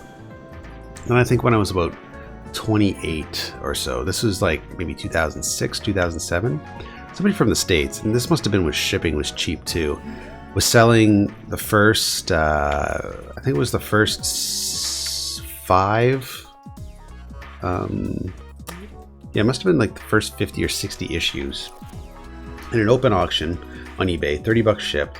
I think I got it for $50, so all told 80 bucks Canadian for the first 50 issues, and all were complete with posters and everything like that. So pretty sweet little deal. And now, of course, it's like, I think issue 1, because issue 1 was pretty decent condition with the poster and everything like that. I got it downstairs. Now to buy issue 1, I think it goes for like $100 or something ridiculous like that. Yeah, man, buy that BBA if you want it for 82 bucks. That's actually not half bad. It's not half great, but it's not half bad. The BBA I use, actually, BBA rather, is a Japanese one, which you can generally find for a bit cheaper. Let's get rid of our Meseta just to say we did. Deposit items.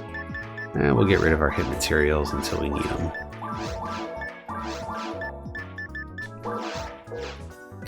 Okay, and let's complete the quest and get back to the lobby.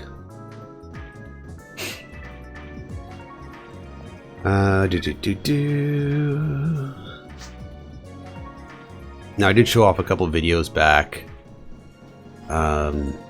I have the first 11 issues of the official Dreamcast magazine. I think there's only 12. So I'm missing Sonic, the issue 1, which I did win recently on an open. Well done, UGB, as predicted, sealing the rift rune, turn the tide of our battle. Military will soon have the ruined organisms under control once again. Your reward is waiting for you at the guild counter. Thank you for your assistance. Okay, what is it? Wow, cool. But yeah, those old Nintendo Powers, they're a lot of fun to kind of leaf through. All right. Wow, got a whole bunch of players here tonight. Awesome game.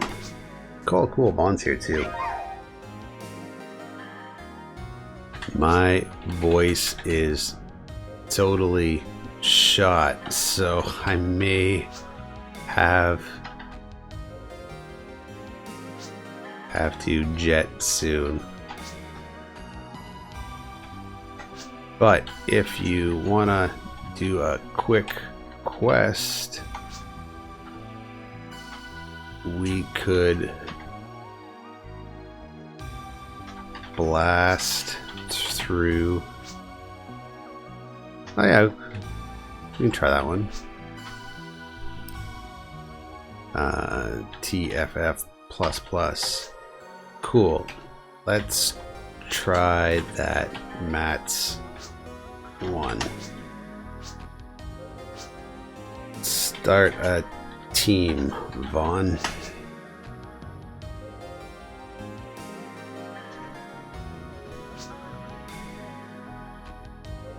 Rush TFF plus for the win. Yeah, we'd have to go to Vega though in order to do it. That's the only problem. Oh shoot, I guess, okay, Vaughn jumped in. We both can't join. Okay, what team did... Join team. Okay, let's see who's in there.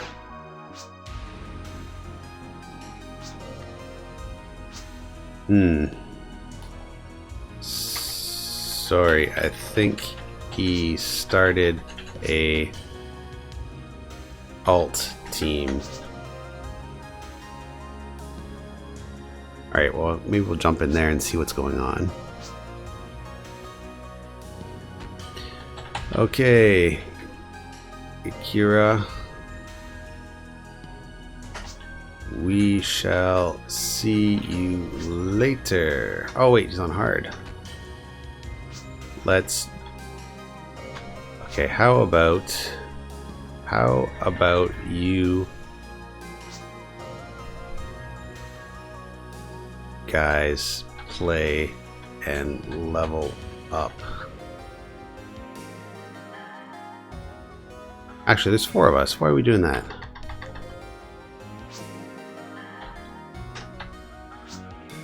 Should have been on hard mode. Vaughn, did you want to help these guys get some levels on Vega? I think that would probably be the best bet. Okay, let's change ships. Transport, change ship. Who's on Vega? Got a lot of people on Altamira. Okay, I guess we're all going to Vega. Sweet. Okay, well, that did it.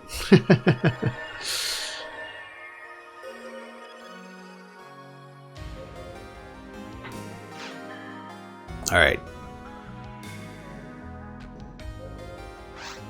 Organize team, join team, TFF. Okay, we'll wait for the Akira to burst, and then we will jump in.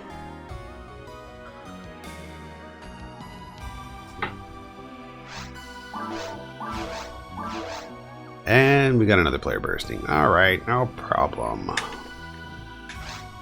Now we're short one guy.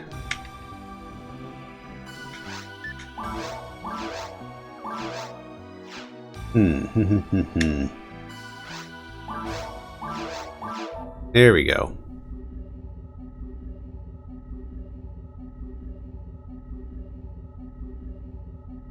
So it could time how long you could be online. So what did that mean? Did it log you off if you were on for a certain amount of time? I'm very curious about that. Oh, cool. We got another. There he is. Cool. Full house. Okay, let's blast this one out.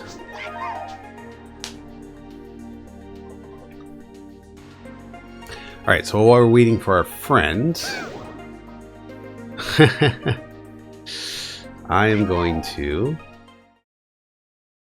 show you guys a couple of other cool things too. So, what you see here are all my PC pickups for this month. It's a big pile. There's actually one game in here that wasn't from this month, but I showed you it earlier last month, and it has to do with a recent pickup as well. But I found a huge stack of awesome PC games for $2.99 a piece. And I don't know, they're some great games. I can't believe I found them, actually. Like, some games I've wanted for a very, very long time. One game in particular I thought I'd never find, only because of you know, or if I did find it, I didn't think I'd find it so quick. Okay, we're not going to really read this because we've already read it 500,000 times in the past. But yeah, big score on the PC stuff. So the first thing I got was I'm starting to get into the flight sim thing. Now I've had this game a few times in the past and I've always sold it. And it's Microsoft Flight Simulator X Deluxe Edition. Now ideally the one you want is Gold Edition, which I've had a few times. And the flight sim games, generally when you find those at thrift stores and things like that, they don't know the value of them, so they're always typically pretty cheap. But those Microsoft Flight Simulator X games command a pretty heavy price. So my problem is that whenever I get a copy of Gold, I don't hold on to it. I never play it because really, I mean, I'd rather have the $80 to $100 cash that I can get for it on eBay and buy something that I guess really want to some degree. Okay, we gotta let these guys tag. Tag away, folks. Vaughn and I will finish them off.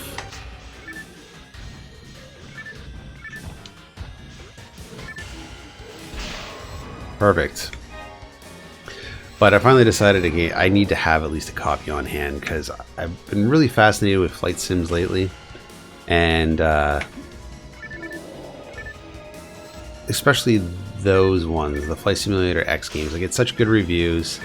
They're very highly coveted. I figure I should start holding on to them. So originally, actually, I didn't show it off to anybody, but I did pick up a copy of Microsoft Flight Simulator X, just the standard edition, and then found the deluxe edition with Slip. And I'm sure they'll run into a copy of the Accelerator expansion sometime soon, because I always seem to find that as well. And I think I'll hold on to this copy and play with it for a little bit. Really excited to find those because they do cost quite a bit, even on the used market through eBay and stuff like that. Like, you're probably looking at spending at least $40 to $50 on Microsoft Flight Simulator X Deluxe Edition. Standard Edition doesn't really command that much of a price. There's a whole bunch that are overpriced on eBay right now that aren't selling, and they probably never will. But yeah, just kind of a good series. I got my flight stick now, so I'm really excited to sort of break it out and see what I can do.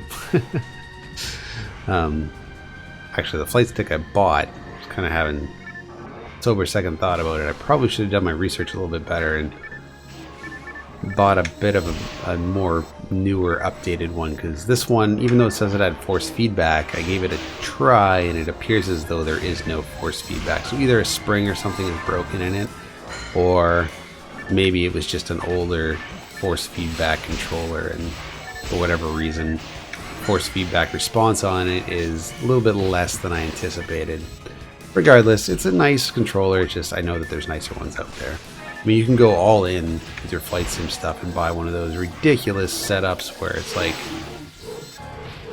you've got the dial pads and you've got the thrusters and everything like that beside you, and it essentially makes you feel like you're sitting in a cockpit. But I'm quite happy just using the flight stick. Okay, did he drop anything good? No. And no. And no. And no. Okay. Here we go. First boss. So yeah, that was kind of a nice one to pick up. And I will show you guys the rest here after we defeat this boss here. It's so bizarre seeing the bosses just regular like. Not souped up like they are in the ultimate mode. Okay, so there are double dragons.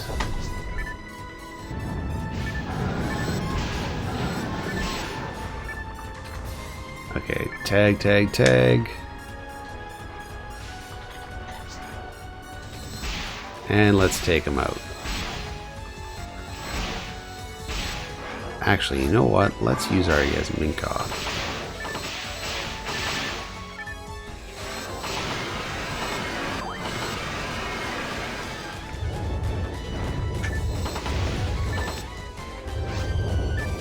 use our Heaven Punisher yet?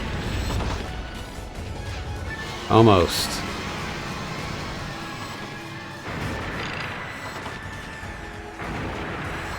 Sweet. Okay. Oh, there's the secondary dragon.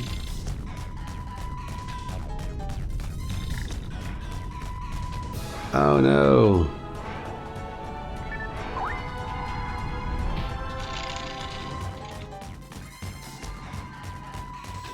Alright, as soon as he pops up, let's stun him, if not kill him.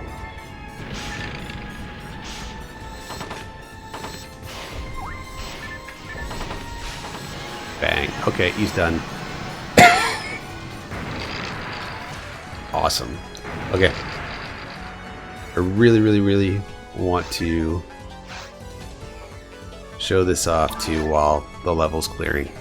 I'll let these guys grab their gear if they want, and let's hang out over here. So I did pick up these 3 games as well, which are really cool because they're in those CD-ROM Classics gold boxes, which are kind of nice. I have Syndicate in this release as well.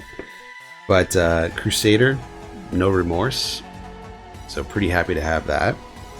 As well as Relentless. Never played this before, but it looks like a lot of fun. And this was a game I was really excited to get, is Bioforge.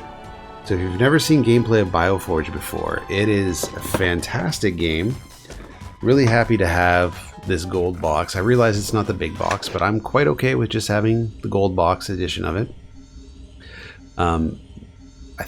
I did download a copy through GOG, I believe. I did play it back in the day as well. But yeah, it's just a fantastic game.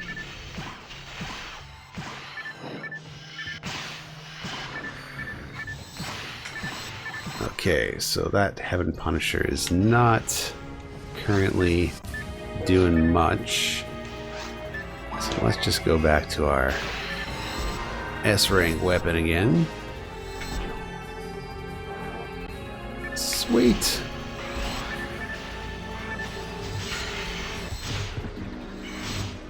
And again, all these games were like $2.99 a piece, and the good thing about it is that you can run all this stuff pretty easily in DOSBox.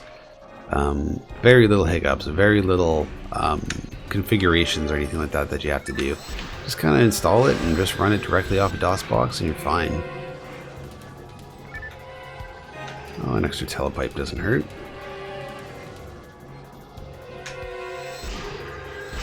But again, good time to be, well, it's always a good time to be a PC big box collector.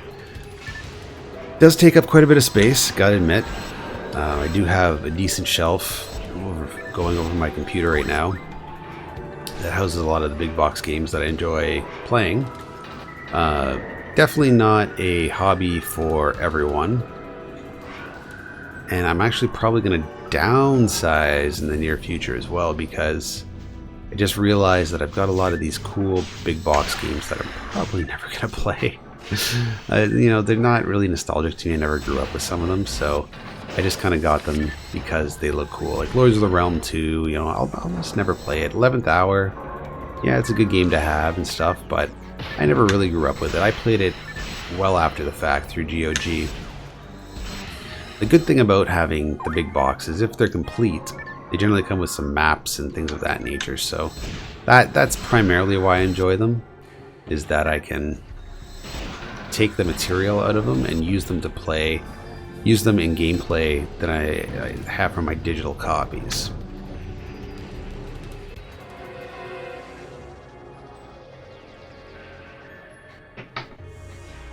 Okay, we'll let those guys tag a little bit. Sweet, and take them out.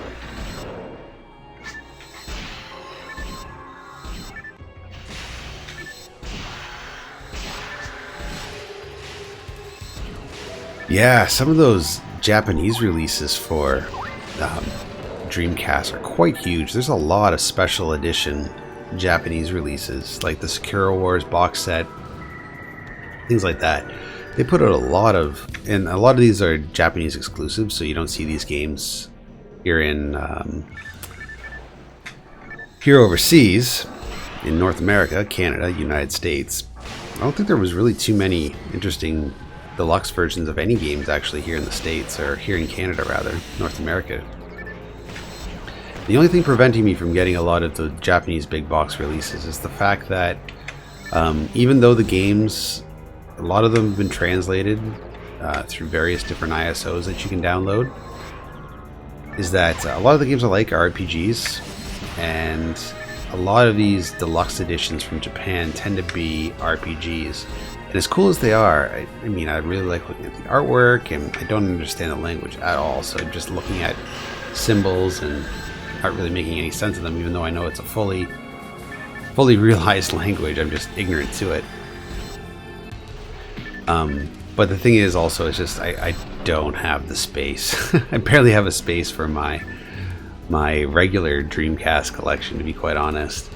I only have about 130 discs right now, like actual fully complete games. I'm working on a full complete set, and I do have a lot of the heavy hitters, like I've mentioned before.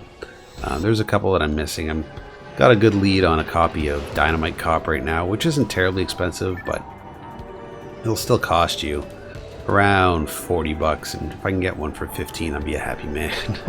But I'm working on a trade with somebody right now, so we'll see what happens.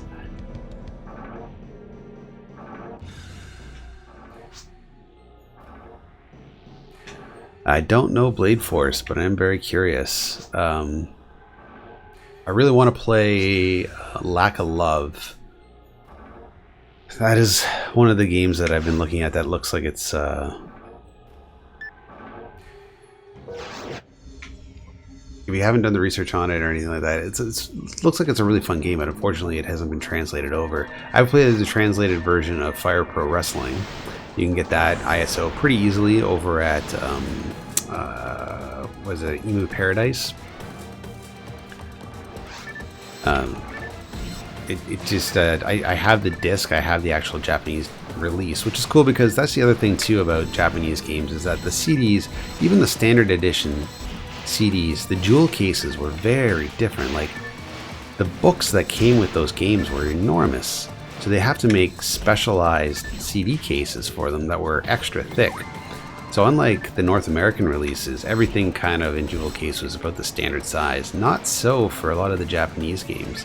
Even just regular Japanese single disc games sometimes came in the double clamshell style CD cases, or they had an oversized single disc CD case just to house the books and the other material contained within the game, like the other documents and stuff like that. So they are nice to collect for, but I don't speak the language. They don't do a whole lot of good. It's not really that useful to me. And I'm not really big into collecting the trinkets too. Like, a lot of these deluxe editions seem to come with things like keychains and figures and stuff like that. And there's a couple of games that I have those for. Like, I showed off my deluxe edition of Corpse Party for 3DS recently.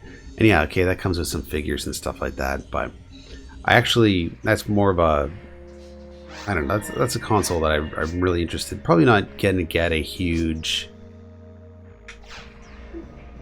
like, I'm definitely not going to get a full set of 3DS games because there's so much shovelware on it, it'd just be terrible. But I am really interested in getting, like, the good games. I want to have the best releases for them.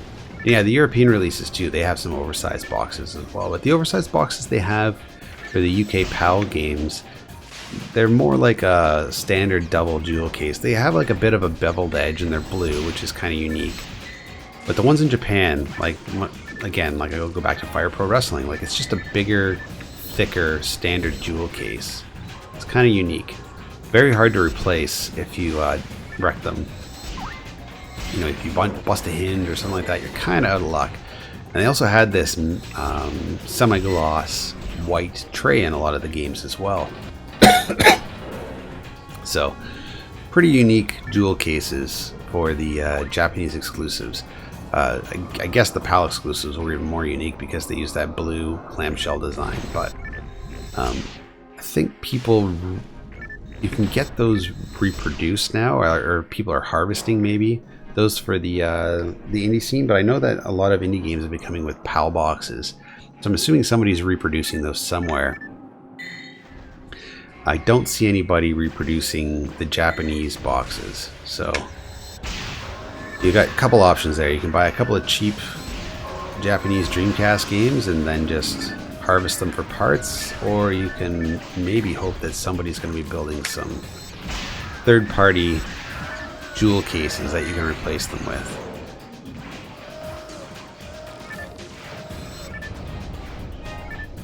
Okay, where am I going here?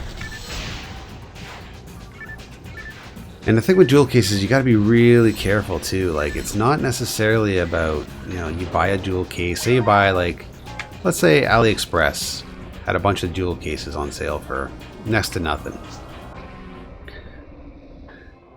It's really difficult, like, not really difficult rather, but you don't really want to get cheap ones. If you can get the official ones, they're generally the best. And the reason for that is it really matters what kind of material is put into making those jewel cases.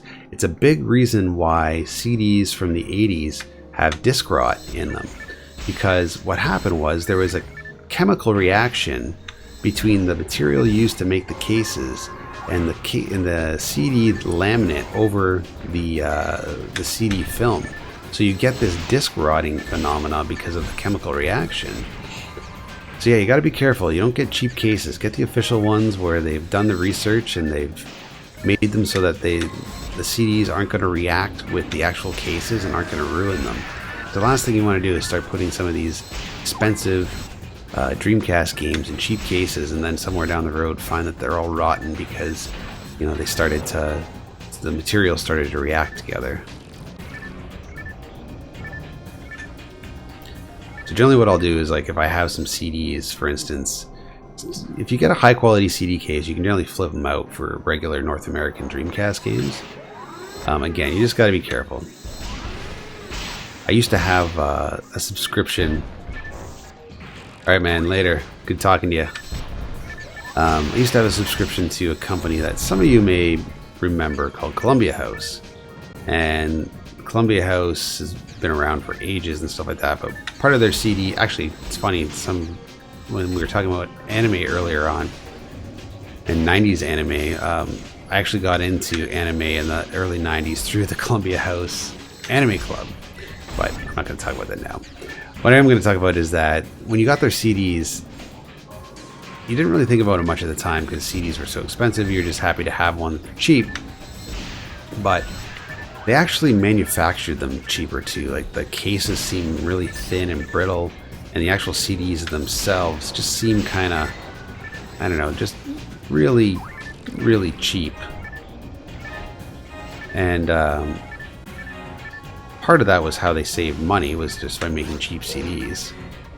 But the other thing is that those CDs are really prone to being scratched because the laminate on them was so poor, and they also broke down a lot easier too, which kind of sucked because, you know, like, I can remember having CDs back in those days where 2 years down the road, even though I kept them in pretty good condition, they just would start skipping and stop playing and stuff like that. So okay. Drop, use. And do we need anything else here? Not really. Okay, let's go back. All right, boss time. Here we go.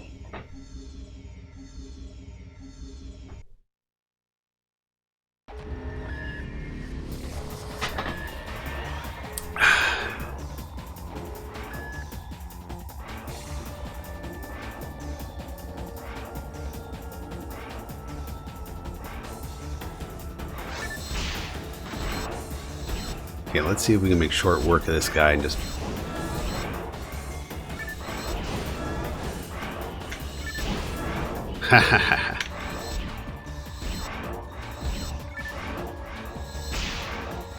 This might be a quicker fight than I thought. Nice.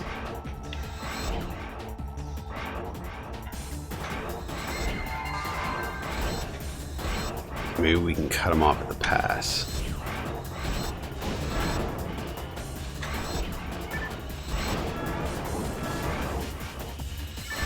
Boom. Okay, one more.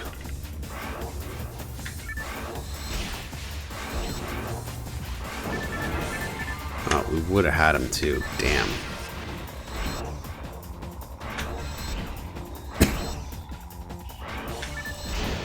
And there we go. All the screens are taken out. Sweet.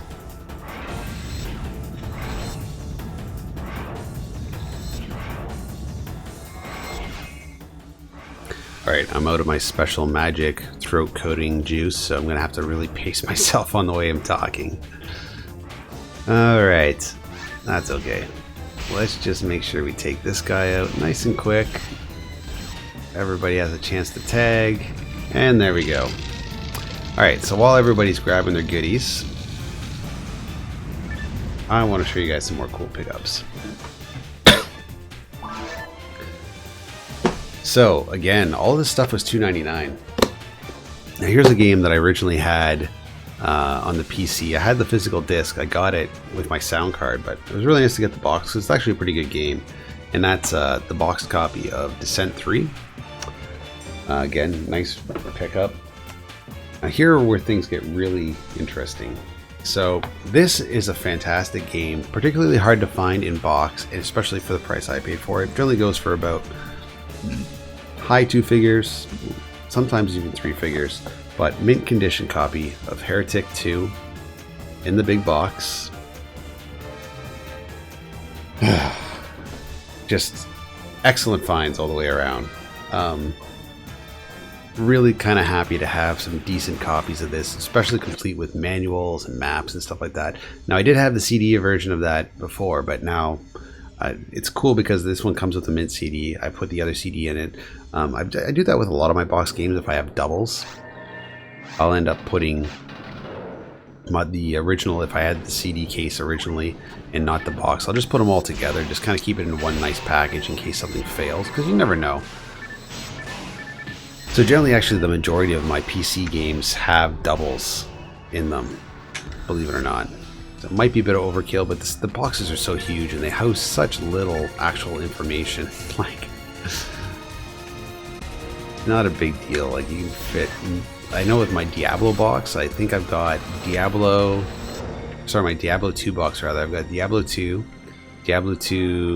Reaper of Souls, or not Reaper of Souls rather, Lords of Destruction, and the Diablo 2 Collector's Edition in the box, and it's more than enough room for all of it.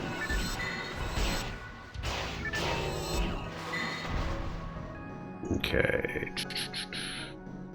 Let's knock all these guys out of the park. Okay, something tells me that this is the wrong way to go, but we're gonna do it anyway, just to say we did. Yep, it is the wrong way to go, and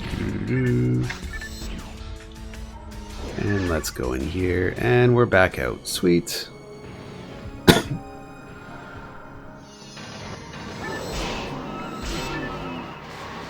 Sorry about that, guys. I hope you weren't following me.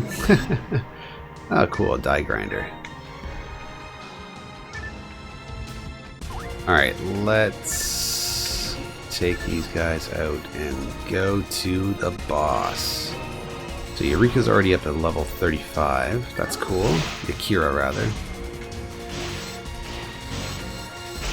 Oh no. So close. 5 min.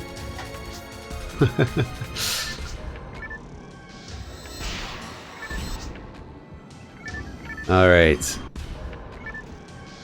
Ah, okay. No prob. GG.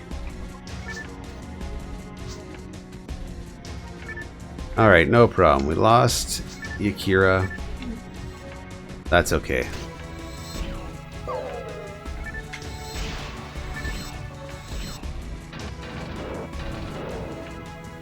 Alright, so let's go through this door here. I suspect this is where we're supposed to be.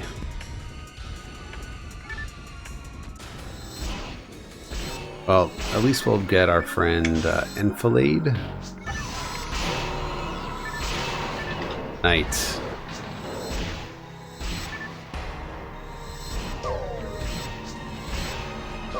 At least we'll get him probably up to level 30 floor.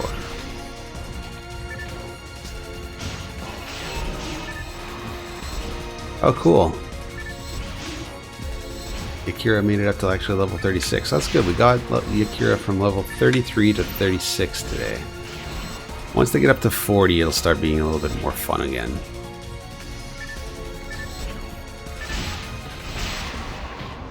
Oh, we lost Enfilade. Actually, bad news. We lost all of our tech users. No tech users. We're screwed.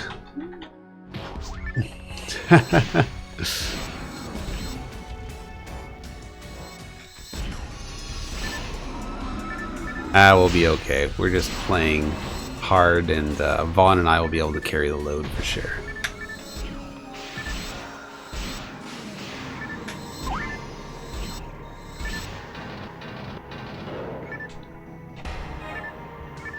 Alright, try grinder. Let's do that.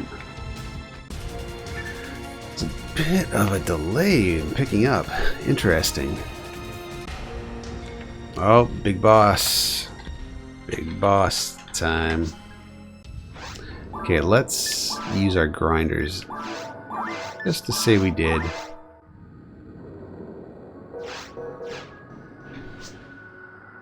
You'll be fine till dark falls.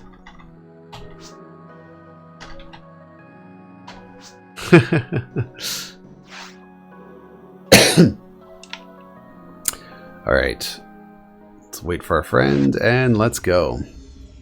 So we should be able to bust this out pretty quick. I'm gonna go see actually if my Heaven Punisher is loaded up. That would be kind of cool. Not quite.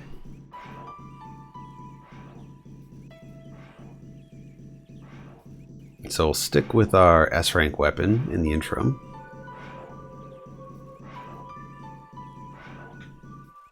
At least it's good for clearing out these guys.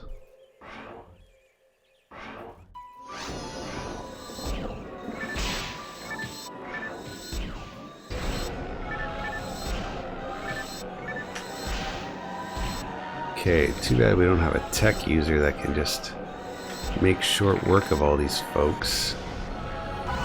Oh no, we didn't want to do that. Ah, that's okay.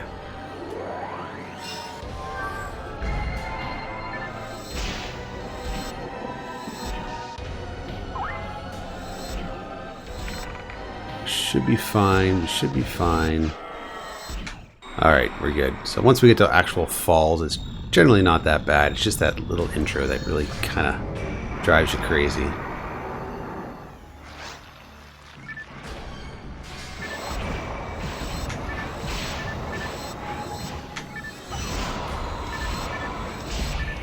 Well, the good news is we can kind of hold back, tag all those little things coming out of falls, and then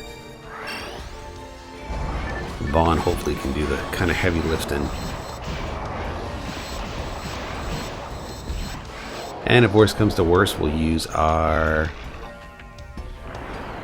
well, hopefully we can use our... I don't think we'll be able to use our Heaven Punisher, but it would be nice.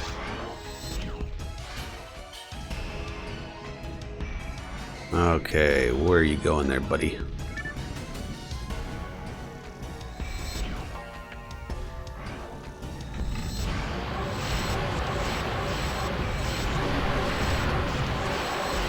Okay, sweet. Fortunately, that doesn't do a whole heck of a lot for me. Alright, now this is where things get a little bit challenging.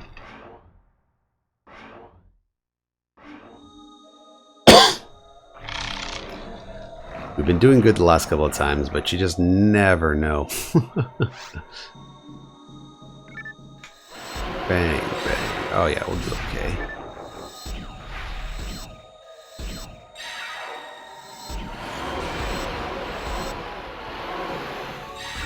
If we can get close enough to actually tag. There we go, perfect. Okay, run in circles.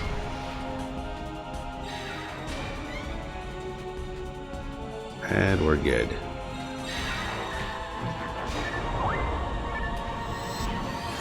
Okay, where's our friend?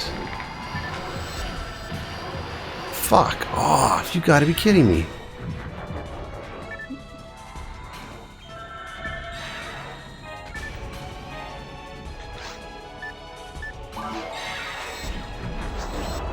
Whoa. What happened there anyways? It's kind of bizarre.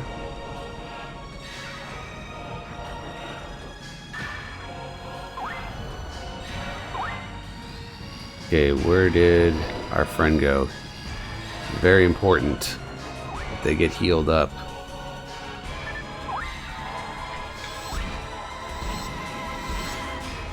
The range on this weapon is bullshit though.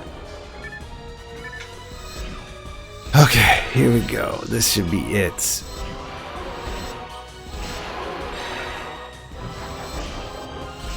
No.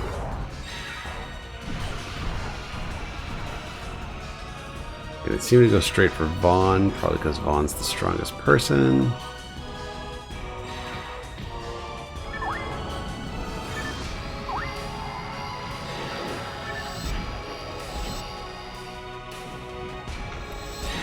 And here, okay. Come on, Falls, get over here.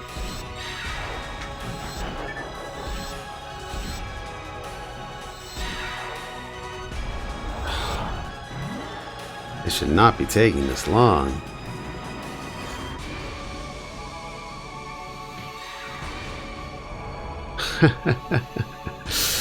Alright, I will bring back our friend. Oh, for fuck's sakes.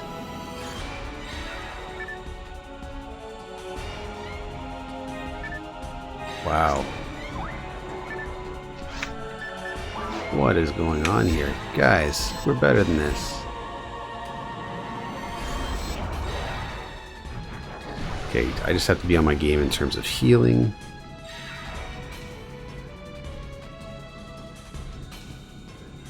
Can't have that much left.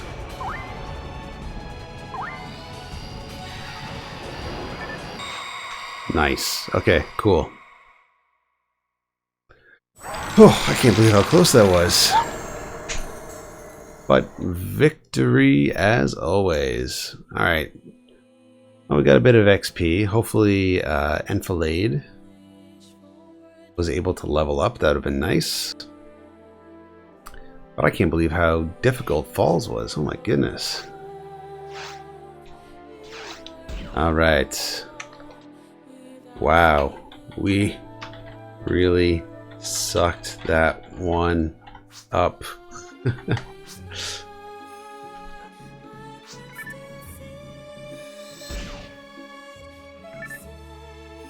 No prob. Okay, I'm gonna have to get back to Pioneer. I don't think I'm gonna find anything. Why not? A little Meseta.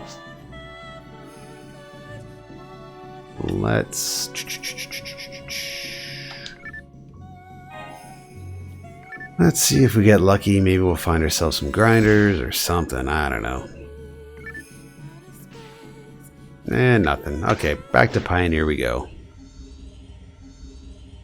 Alright, so let's go back to Pioneer. We'll unload some stuff. Definitely save our game. And we'll go back to the lobby. And after we go back to the lobby, actually, let's just see what we got here. Anything we can use? Nothing really, eh? Okay. Catch you guys in the lobby. Alright, so let's talk to B rank probably. B rank. Oh well, not a big deal. We get a couple of photon points. No, we don't get any photon points. Well, that sucks. That's really all I wanted. I'm gonna have to upgrade a couple of weapons soon, so. Alright, here we are in the lobby. Let's save our game. Save one. And I think it's time to log off. Good game. I gotta jet for tonight.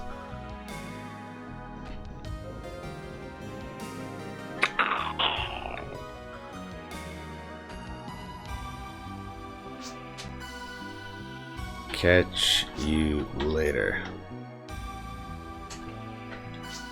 Anytime. Awesome. Later, Vaughn. All right, let's quit.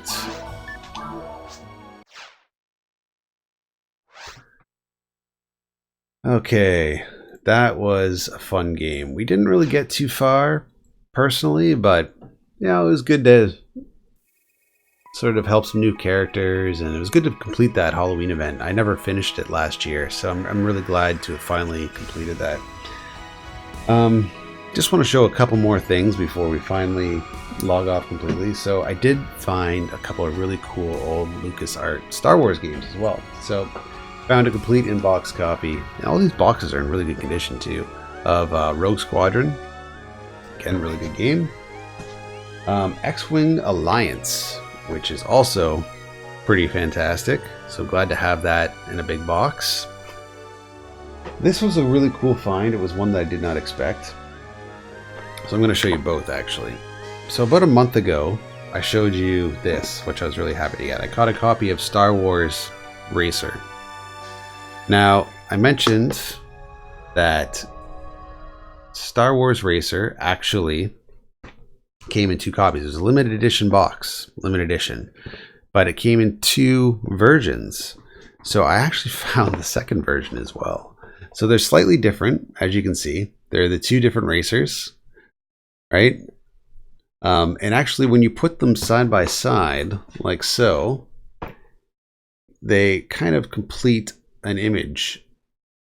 It's like a big picture. See how they meld together like that?